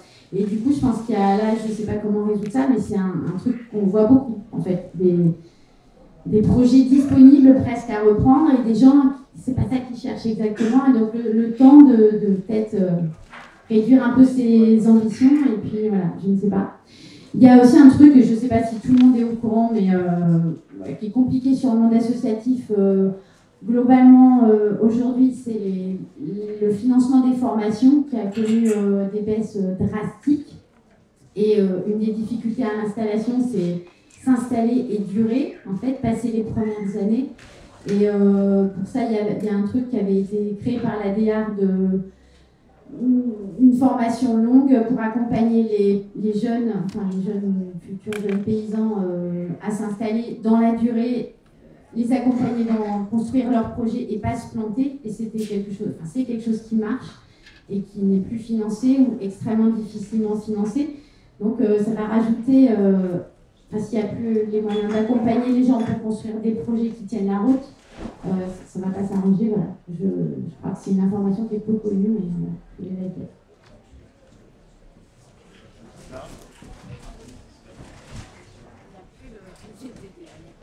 C'était juste pour rebondir sur ce que JP disait par rapport à ces fermes qui, là, effectivement, ils vont avoir un départ massif à la retraite. Alors nous, on n'est pas dans l'agriculture, mais on côtoie les agriculteurs et on se rend compte en fait que ces agriculteurs qui ont passé toutes ces années à faire un outil de travail performant, ils ne les lâchent pas pour 3 sous. Et donc du coup, on voit des fermes à 1,5 million ou des choses comme ça. Voilà, je n'ai pas de réponse à ça. Je pose juste cette question-là. Et comment on pourrait réfléchir pour se réapproprier ces lieux, ne pas les abandonner et mutualiser les terres, les financements participatifs. Enfin, voilà, je ne sais pas si vous avez des expériences. Et terres de lien, enfin voilà, c'est juste. Si tu veux rebondir, c'est une réalité. Là, j'ai pas de solution, juste un éclaircissement sur les contextes. Historiquement, c'était beaucoup des passations dans la famille, donc du coup, la personne qui reprenait arrivait était sur la ferme, et la famille, les parents continuaient de vivre sur la ferme. Là, maintenant, on arrive, il y a peu de reprise familiale, il y a la reprise familiale, mais il y en a moins. Du coup, il y a beaucoup de gens extérieurs au milieu agricole ou extérieurs à la région qui s'installent, qui reprennent des fermes. Et dans ce cas-là, on se pose la question de la personne qui était sur place, qu'est-ce qu'elle devient? Et en tant que paysan, quand vous avez une retraite agricole de 800 €, vous êtes heureux. En général, ça va être autour des 400-500 €. Et du coup, la chose que vous avez pour vivre, c'est la revente de votre ferme en tant que telle. Et du coup, la question se posait beaucoup moins quand c'était des reprises familiales. Mais du coup, quand c'est pas une reprise familiale, la personne qui vend va essayer de faire ses sous avec l'argent de la revente de la ferme pour pouvoir vivre une retraite à peu près correcte. Parce que la retraite agricole est en dessous du minimum vieillesse. Et quand on est paysan, on ne peut pas refuser sa retraite pour prendre le minimum vieillesse, on est obligé de la prendre. Et donc du coup, voilà, au niveau du contexte, il y a un truc économique qui se joue à ce niveau-là en fait. On est plus sur des reprises familiales et comment on accompagne les gens. Et il y a quand même des paysans qui sont dans une optique de en fait c'est un outil de travail et le jour où je pars, je laisse la maison, je laisse tout. Et voilà, on va habiter ailleurs. Et par contre, ça veut dire que pendant le temps où on travaille, pendant toute sa carrière, il faut qu'on mette des sous de côté pour pouvoir se loger ailleurs quand on sera à la retraite. Par exemple, sur le système terre de lien, ça permet d'installer du monde. Ça permet d'installer du monde sans avoir forcément les gros crédits à faire derrière parce que c'est plus en charge pour la foncière. Par contre, ça veut dire qu'il faut s'organiser pendant tout le temps de sa carrière à mettre des sous de côté ou à prévoir un plan B pour quand on sera plus vieux. Et par contre, ça veut dire qu'on remet l'outil agricole comme un outil agricole qui passe de main en main et on s'assure des arrières à côté. Donc ça veut dire qu'il faut penser économiquement avoir des sous de côté tout au long de la carrière. Du coup, pour des reconversions, pour des gens qui arrivent un peu sur le tard, ça veut dire moins d'années pour mettre ces choses-là. Donc en fonction de ce que vous avez fait avant, c'est plus ou moins facile. Oui, je crois qu'il y a vraiment ces 3 types de reprises, individuelles, coopératives, et j'évoquais tout à l'heure public, je développe un peu. On a 36 000 communes en France. Imaginons qu'on ait simplement une commune sur 10 qui décide de créer une régie municipale fermière. Ça nous en fait entre 3 et 4 000. Les régies municipales fermières qui existent aujourd'hui, c'est entre 3 et 7 salariés. Donc des paysans qui sont salariés. En fait, cette idée avait germé dans une ville qui est Montsartou, pas très loin de Cannes. Ils avaient d'abord une régie municipale en restauration, ils voulaient passer à une cantine bio, et ils n'arrivaient pas à dépasser le 50% de bio, et notamment de bio local. Ils ne trouvaient pas sur le marché. Et coup de génie, ils ont eu cette idée, ils avaient déjà des terres, mais d'en acheter en plus, et d'installer 2 paysannes. Aujourd'hui, ils sont à 100% bio local. Ils ont même des excédents qui sont utilisés dans le cadre d'une conserverie. Ils approvisionnent toutes les écoles de la ville, les maisons de retraite et autres. Et ce qui est intéressant aussi, c'est que le coût matière, parce qu'on nous dit toujours, le bio, notamment le vrai bio, pas la bio-industrie, ça coûte trop cher. Eh bien, le coût matière, c'est-à-dire la valeur de ce qu'il y a dans les assiettes et dans les verres, est inférieur au coût matière moyen du conventionnel. Pourquoi? Parce qu'il y a eu des politiques d'accompagnement. Et notamment parce que, déjà, c'est du bio local, et deuxièmement, parce qu'on a entrepris des actions avec le personnel de la cantine, avec les enfants, avec les familles, pour lutter contre le gaspillage alimentaire.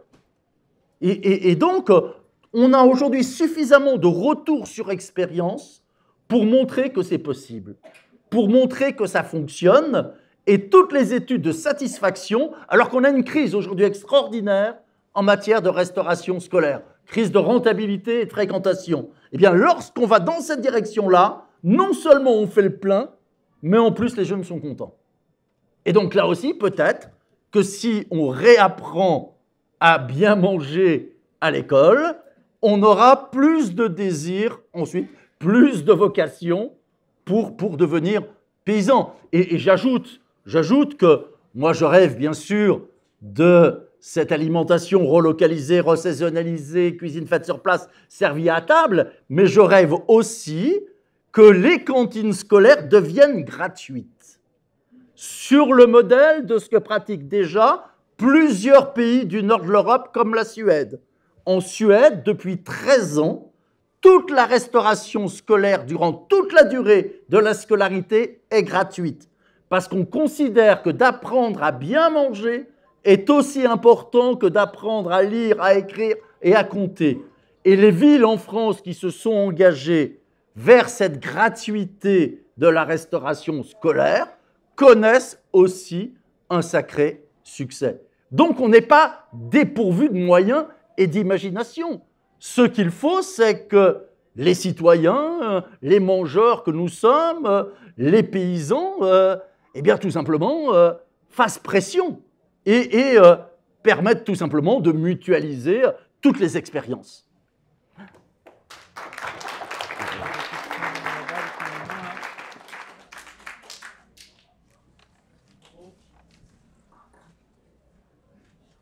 Je voulais quand même préciser. Vas-y. Moi, j'ai travaillé en milieu rural il y a un certain nombre d'années, et les paysans me disaient c'est dur.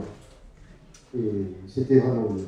Je pense qu'on a oublié que la vie des paysans était vraiment dure, et que ça a fonctionné tant qu'il y avait des cellules familiales avec plusieurs générations qui travaillaient pour la peau.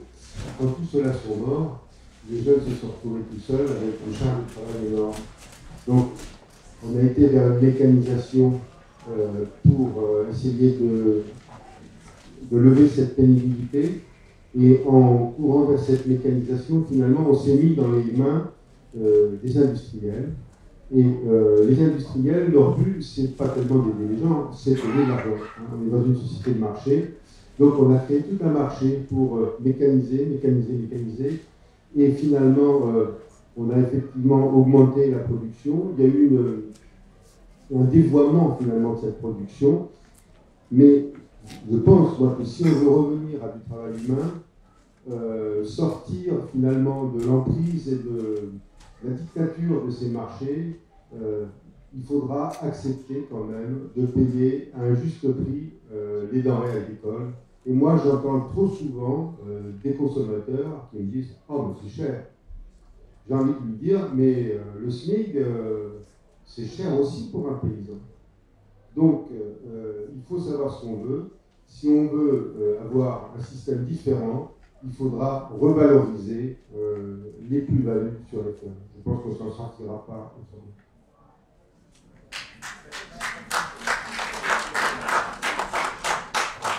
Une petite réaction là-dessus au niveau de la mécanisation. Après-guerre, du coup, avec l'arrivée du plan Marshall, on a eu une grosse mécanisation pour diverses raisons de l'agriculture. Et voilà, où il fallait produire beaucoup, avec beaucoup de gens qui étaient morts à la guerre. Et depuis, en fait, les politiques, de manière cachée, de manière très avouée maintenant, en fait, ont favorisé le modèle industriel. Et on parle beaucoup de la PAC. Il faut comprendre que la PAC, via des manières directes et indirectes de défiscalisation, c'est une manière de mettre de l'argent public pour soutenir l'industrie et pas du tout la paysannerie. Donc voilà, c'est tout cet argent-là, depuis les années 60-70, qui s'est fait pour rendre rentable et compétitif le modèle industriel et tout ce qui est l'agroéquipement en France par rapport à l'agroéquipement en Europe et dans le reste du monde. Et donc du coup, tous ces argents-là, en fait, c'est pas pour aider spécialement les paysans, même si ça pouvait être le but, mais c'est clairement à l'heure actuelle pour financer et soutenir tout ce qui est l'industrie. Et donc voilà, nous, Atelier Paysan, l'outil est la technique et la technologie, c'est la question centrale. Et du coup, on n'est pas forcément dans un truc retour en arrière, mais on est dans un truc, en fait, oui, la technologie, ça peut permettre de produire beaucoup, un peu, mais qui c'est qui décide quel choix technologique on fait? La question, elle est là, spécialement à l'heure actuelle, avec tout ce qui est l'évolution sur les nanotechnologies, les drones, les choses comme ça, les robots qu'on peut voir, ceux des robots de traite, des robots binage pour le binage et tout ça. Il y en a énormément, et c'est les modèles qu'on met à l'heure actuelle. Et quand au niveau des politiques communes et des autorités, au niveau du ministère, on leur dit, mais en fait, il y a d'autres choix qui sont possibles. On nous fait venir à droite à gauche simplement pour avoir un petit crédit écologique, mais dans les faits, on n'est pas considéré, pour la bonne et simple raison, en fait, le modèle qui veut être soutenu derrière, c'est le modèle industriel, et tout l'argent qui est investi là-dedans, il part à ce niveau-là. Il y a un salon qui s'appelle Tekenbio, là, qui se fait en Ardèche. Nous, on y allait les années d'avant, il y a 2 ans, l'Atelier Paysan a refusé d'y aller, et en fait, les mêmes personnes qui finançaient ce salon, en même temps, nous ont sucré cette année-là 150 000 € d'aide. Et donc, du coup, il faut bien comprendre que la technologie, c'est pas forcément que l'industrie, mais c'est ce qui est soutenu à l'heure actuelle par les instances, par le gouvernement. Et si on remettait un peu de cet argent, le dévier un petit peu pour le remettre en fait sur les vrais choix que font les agriculteurs à l'heure actuelle et leurs choix technologiques et les soutenir dans ce sens-là, et pas simplement soutenir le côté industriel, on aurait les outils pour pouvoir travailler proprement. Au niveau des herbages, se passer des intrants comme ça se fait, ça se fait pas mal dans le Minervois et dans pas mal d'endroits où en fait le désherbage mécanique, des choses comme ça, le travail sous couvert par rapport au problème de sécheresse, il y a plein de techniques en fait nouvelles et anciennes qui sont mises au bout du jour et qui sont développées à l'heure actuelle. Mais en fait, il y a les sous qui manquent pour développer ça parce que les aides ne vont pas à cet endroit-là. Et au niveau, que ce soit au niveau région, au niveau commune et au niveau du ministère, il y a des points de pression à faire à ce niveau-là pour arrêter de filer l'argent au niveau industriel, mais réellement aux paysans et par rapport aux besoins qu'ils ont eux en fait. Et écouter c'est quoi leurs besoins et pas leur dire c'est comme ça que je vais travailler, comme ça que je vais travailler. En fait, le paysan à l'heure actuelle, il est une fois de plus pris pour simplement un ouvrier et totalement enlevé. On a totalement à l'heure actuelle son choix en fait c'est lui en fait qui travaille, c'est lui qui travaille, c'est lui qui connaissent leur manière de travailler et comment ils veulent faire. Et maintenant en fait c'est des gens qui sont super loin et qui leur disent mais en fait c'est ça que vous devez faire. Et ils sont totalement, ils sont juste pris pour des ouvriers, pour des gens qui agissent, mais ça, ils n'ont plus le choix en fait de c'est quoi mon itinéraire, c'est quoi que je veux faire, comment je veux travailler. Et c'est important de pouvoir permettre aux paysans de remettre la pièce centrale en fait de leur ferme et pas simplement des mains.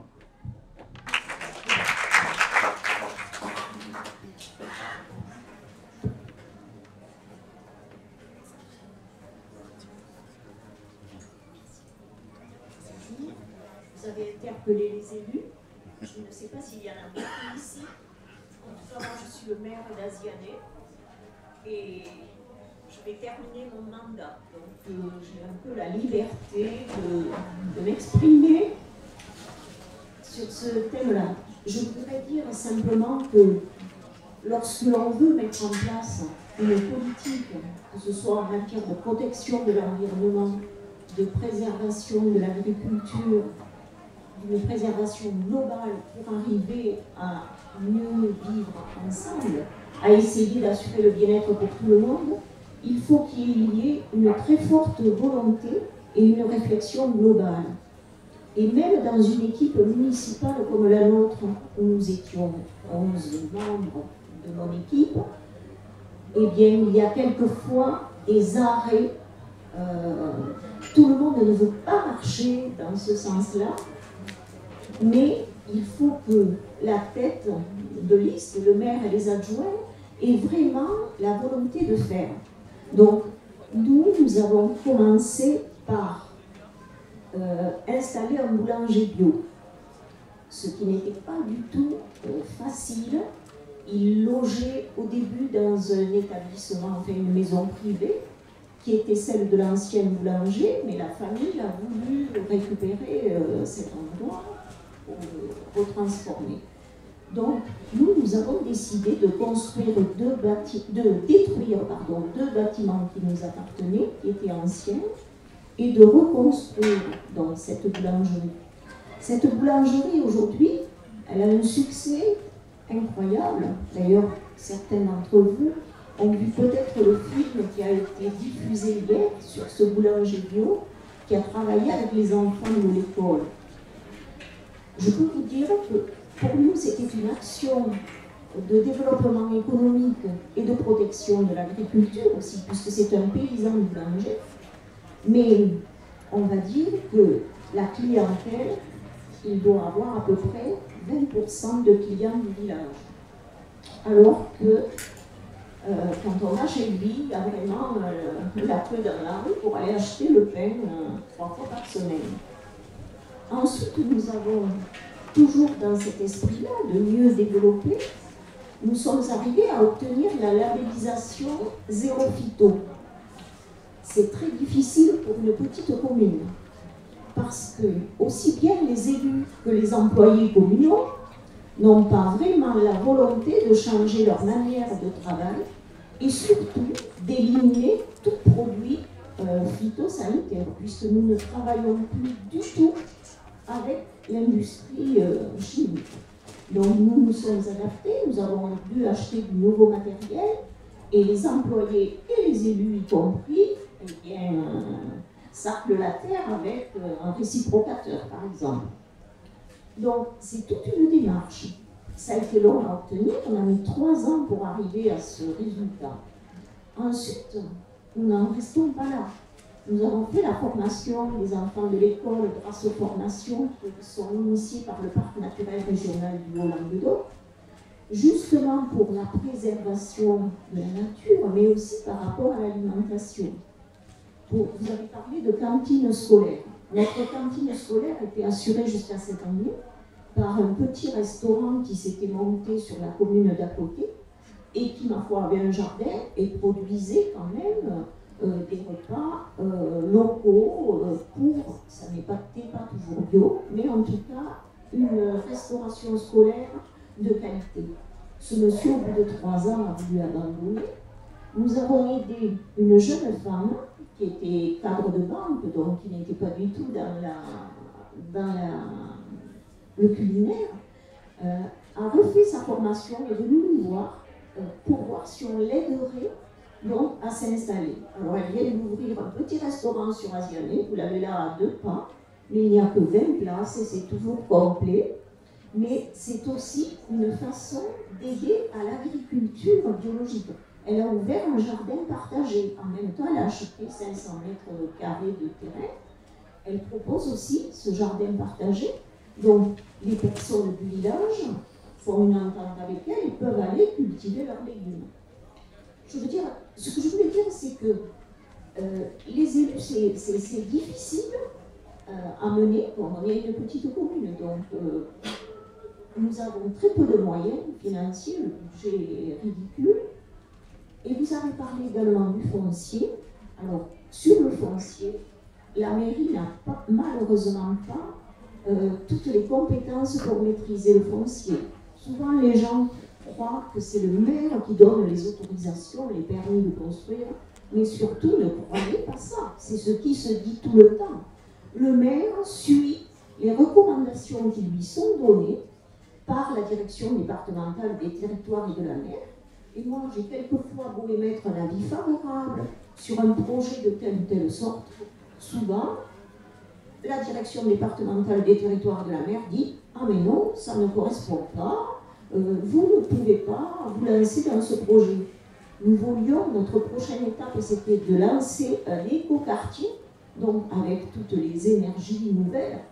Et bien, notre plan local d'urbanisme a été bloqué par le préfet.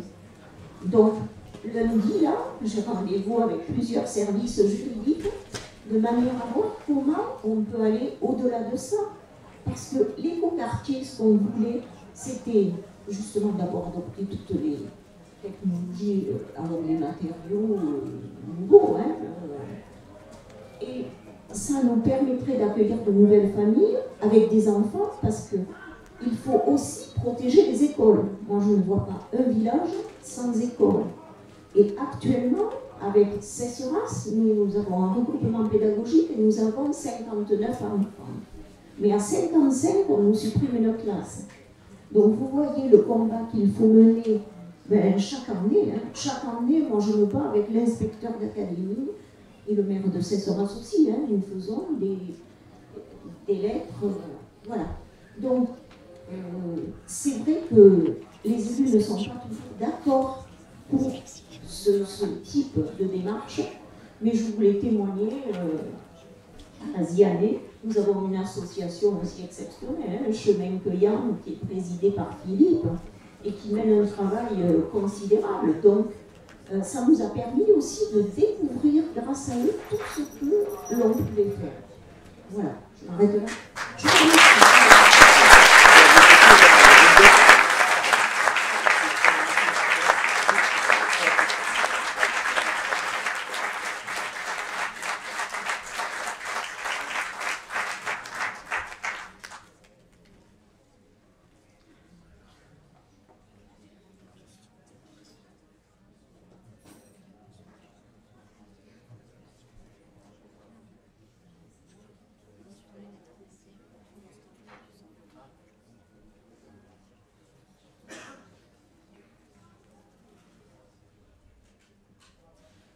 Oui, c'est parce que je dois aucune main sauter, donc je me permets de reprendre le micro une fois.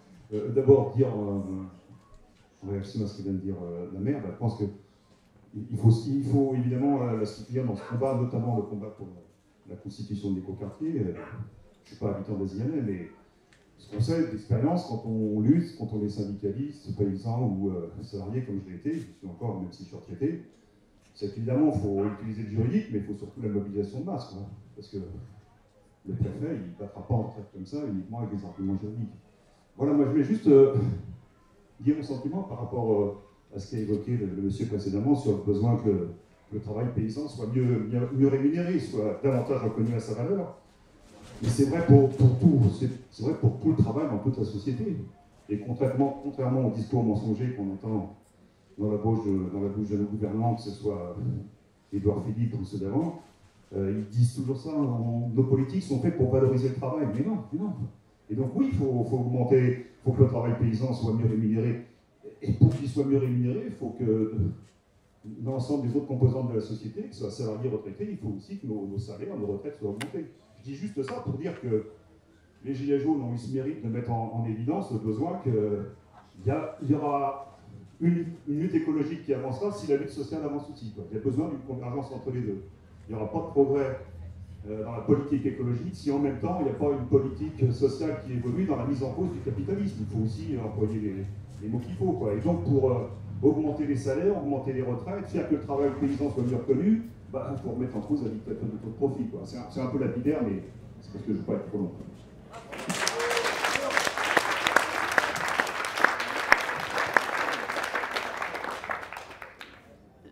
Je crois que ce qui est important également, c'est de prendre conscience que le système agro-industriel mène aussi la bataille dans le domaine du vocabulaire, dans le domaine sémantique.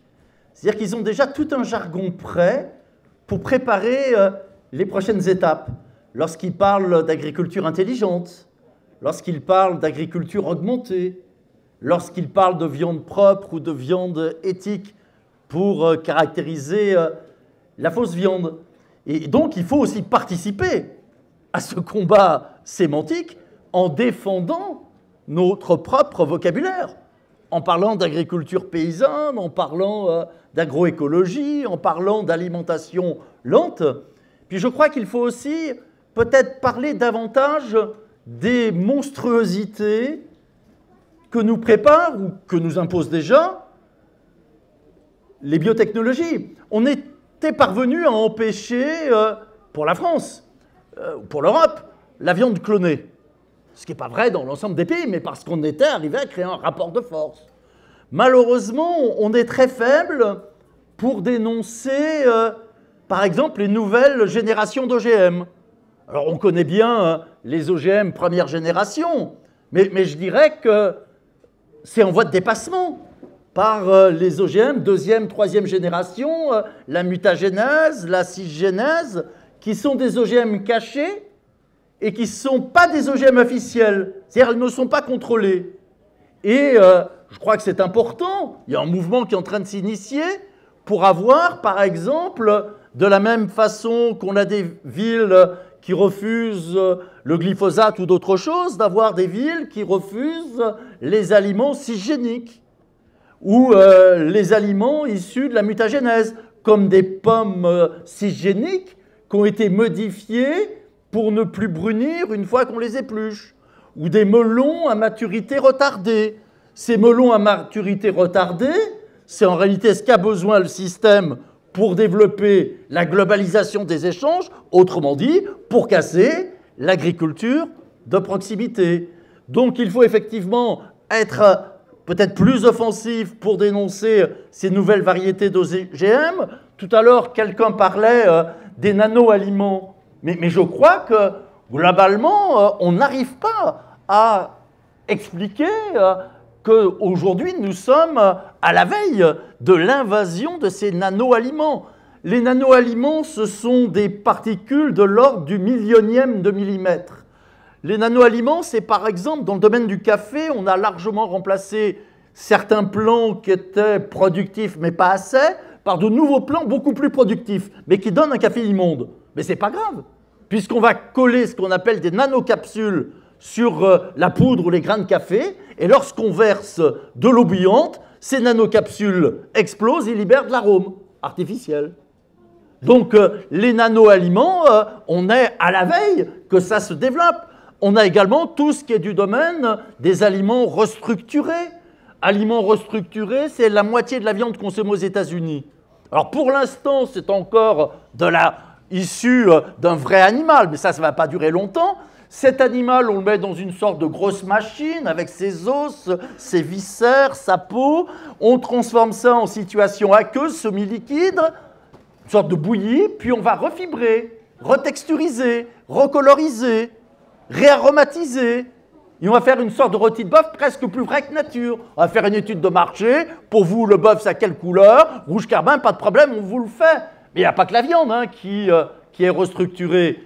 Je dirais, depuis qu'on a interdit l'utilisation des œufs frais dans les cantines, on a développé par exemple les ovoproduits.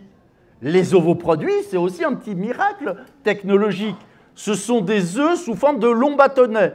Donc là encore, pour l'instant, on a des vrais œufs, ça ne durera pas, mais on va couler séparément le jaune et le blanc, et ensuite on va avoir des tranches parfaitement équilibrées. Puis si parmi vous, il y en a encore qui ont la mauvaise habitude d'aller dans ce que j'appelle un néfaste food, et que vous commandiez un hamburger, vous avez dedans de l'oignon. C'est de l'oignon restructuré. C'est-à-dire qu'on a au départ des dizaines de milliers d'oignons, on les broie, on a fait une solution aqueuse, semi-liquide, et on reconstitue des planches d'oignons. Alors pourquoi ça? Parce que les oignons, ça a la mauvaise habitude de ne pas avoir toujours le même goût.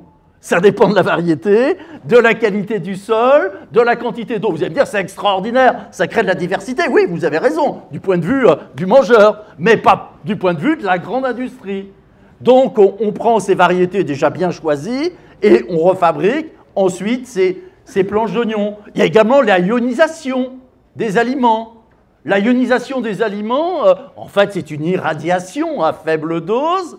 Il y a deux débats. Un débat possible sur le plan de la santé, puis un débat sur le plan écologique, sur le plan aussi social, la défense de l'agriculture. La ionisation des aliments, ça permet de transformer des aliments vivants en aliments inertes. Ça permet donc, là encore, de développer le commerce mondial, donc de casser l'agriculture de proximité. Et je pourrais continuer pendant longtemps avec l'inventaire de ces monstruosités. Je crois que prenons exemple de la façon dont nous avons remporté la bataille sur la viande clonée. C'est possible, on peut créer des rapports de force dans l'opinion publique. Et essayons à la fois de nous opposer à ce qu'il y a de pire dans le système, mais en même temps, la meilleure façon de résister au système, c'est de créer des alternatives. C'est d'être sur le versant positif, d'être du côté de ce qu'on peut appeler les passions joyeuses, montrer que c'est possible de faire autre chose, et pas simplement de contester.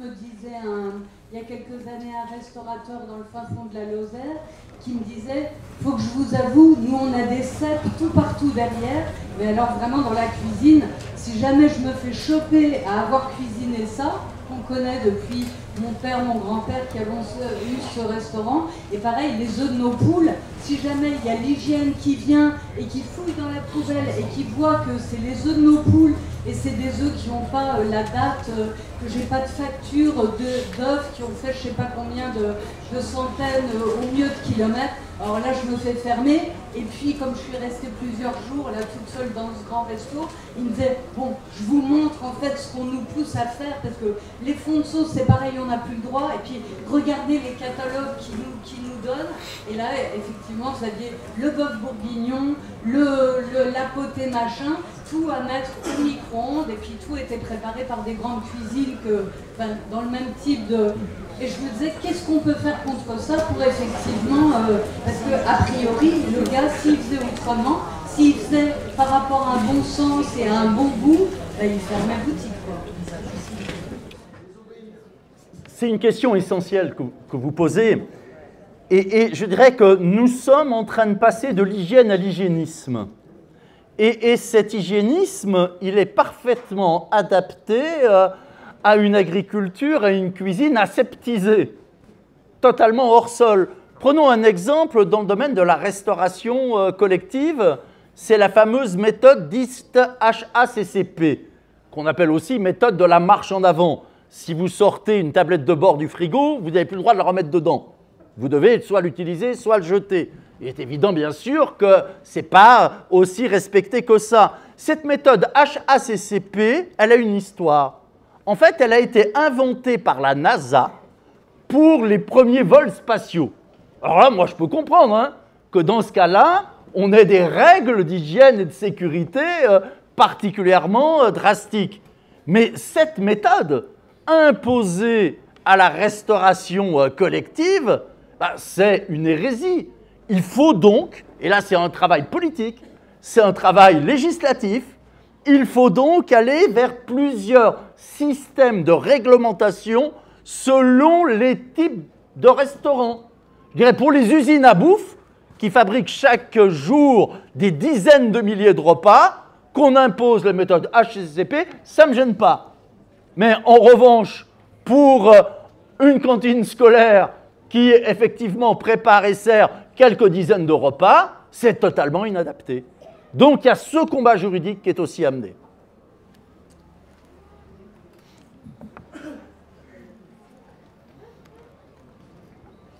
Et j'avais entendu quelqu'un qui parlait de désobéissance. Il ne faut pas effectivement hésiter à désobéir. Pendant des années, avec une ville laboratoire pour nous, qui permet d'expérimenter plein de choses, qui est la ville de Grigny, dans le département du Rhône, nous organisions chaque année un marché de semences qui était en fait un échange entre jardiniers de semences interdites. C'est-à-dire interdites parce que non inscrites sur l'inventaire officiel, puisqu'elles ne sont pas stabilisées, elles ne sont pas standardisées, elles ne sont pas homogènes. Nous, ce qui est standardisé, on n'aime pas trop. Donc on organisait effectivement, enfin la ville organisait ce marché de semences en invitant chaque année le préfet. Et on avait un seul rêve, bien sûr, c'est qu'il interdise l'initiative. Parce que ça aurait permis, puisqu'on aurait été en justice, de faire le procès du système. Malheureusement, le préfet n'a pas interdit.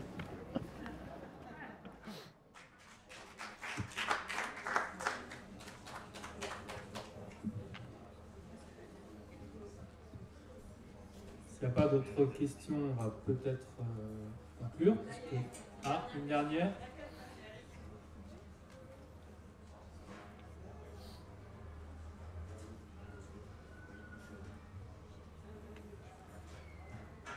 Merci, je suis cuisinier à la cantine de la ville d'à côté. Et c'est une question que je me pose tous les jours, effectivement, c'est les méthodes HACCP, etc. Donc je suis allé plus loin et dans le travail que j'ai essayé de mener, en fait, je vois qu'on parle aussi surtout de... En fait, il y a beaucoup de fausses idées en restauration collective où on nous parle de cette méthode HACCP, etc.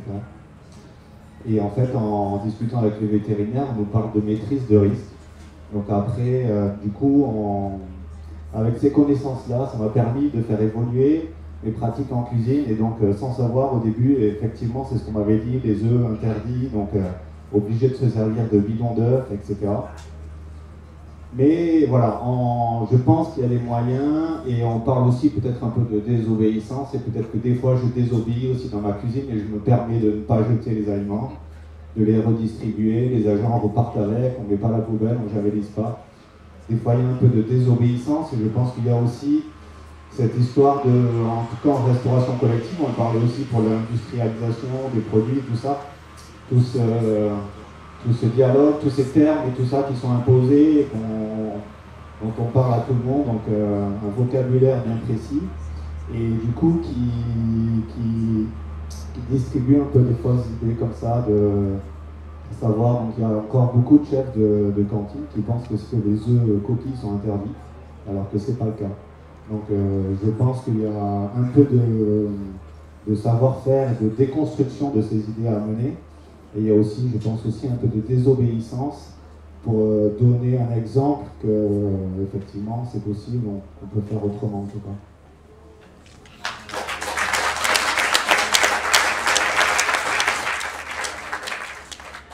Et on parlait de la façon dont ceux qui ne sont pas paysans et les consommateurs peuvent aider, ben ça peut être aussi de soutenir ceux qui désobéissent, justement, et de leur donner beaucoup de publicité, parce qu'il ne faut pas désobéir tout seul dans son coin, il faut désobéir à beaucoup en faisant du bruit. Je voulais remercier tous les intervenants, tout le monde, vous, à moins qu'il y ait vraiment une autre question, mais sinon, oui, allez, une dernière. Oui, je voulais juste poser une petite question. C'était par rapport à, je vous ai entendu parler, monsieur, excusez-moi, je ne connais pas votre nom, pas monsieur en face de droite. Ouais. Je m'en rappelle plus des prénoms. C'est pas grave, vas-y. Mais en tout cas, c'est juste, je vous avais parlé depuis tout à l'heure, c'est très intéressant et très important au niveau de la nourriture, principalement, de toute façon, la nourriture mondiale, on va dire. Mais je voulais demander en fait, il y a un mode de communication à l'heure actuelle qui est évidemment plus économique. Et en fait, qu'est-ce que vous penseriez par rapport à... Qu'est-ce que vous en pensez par rapport au fait qu'il y a une monnaie locale qui a été... Il y a des monnaies locales qui sont développées un peu partout, mais pourquoi on ne développerait pas la monnaie pérenne? Une monnaie pérenne qui pourrait être en mode de communication, en confrontation de communication avec l'économie actuelle, qui est totalement virtuelle. Voilà, qu'est-ce que vous en pensez par rapport à ça, qui peut autant répondre à des petits locaux qui ont plein de problèmes à s'installer, et par rapport à des gros lobbies qui écrasent un peu tout le monde. Voilà.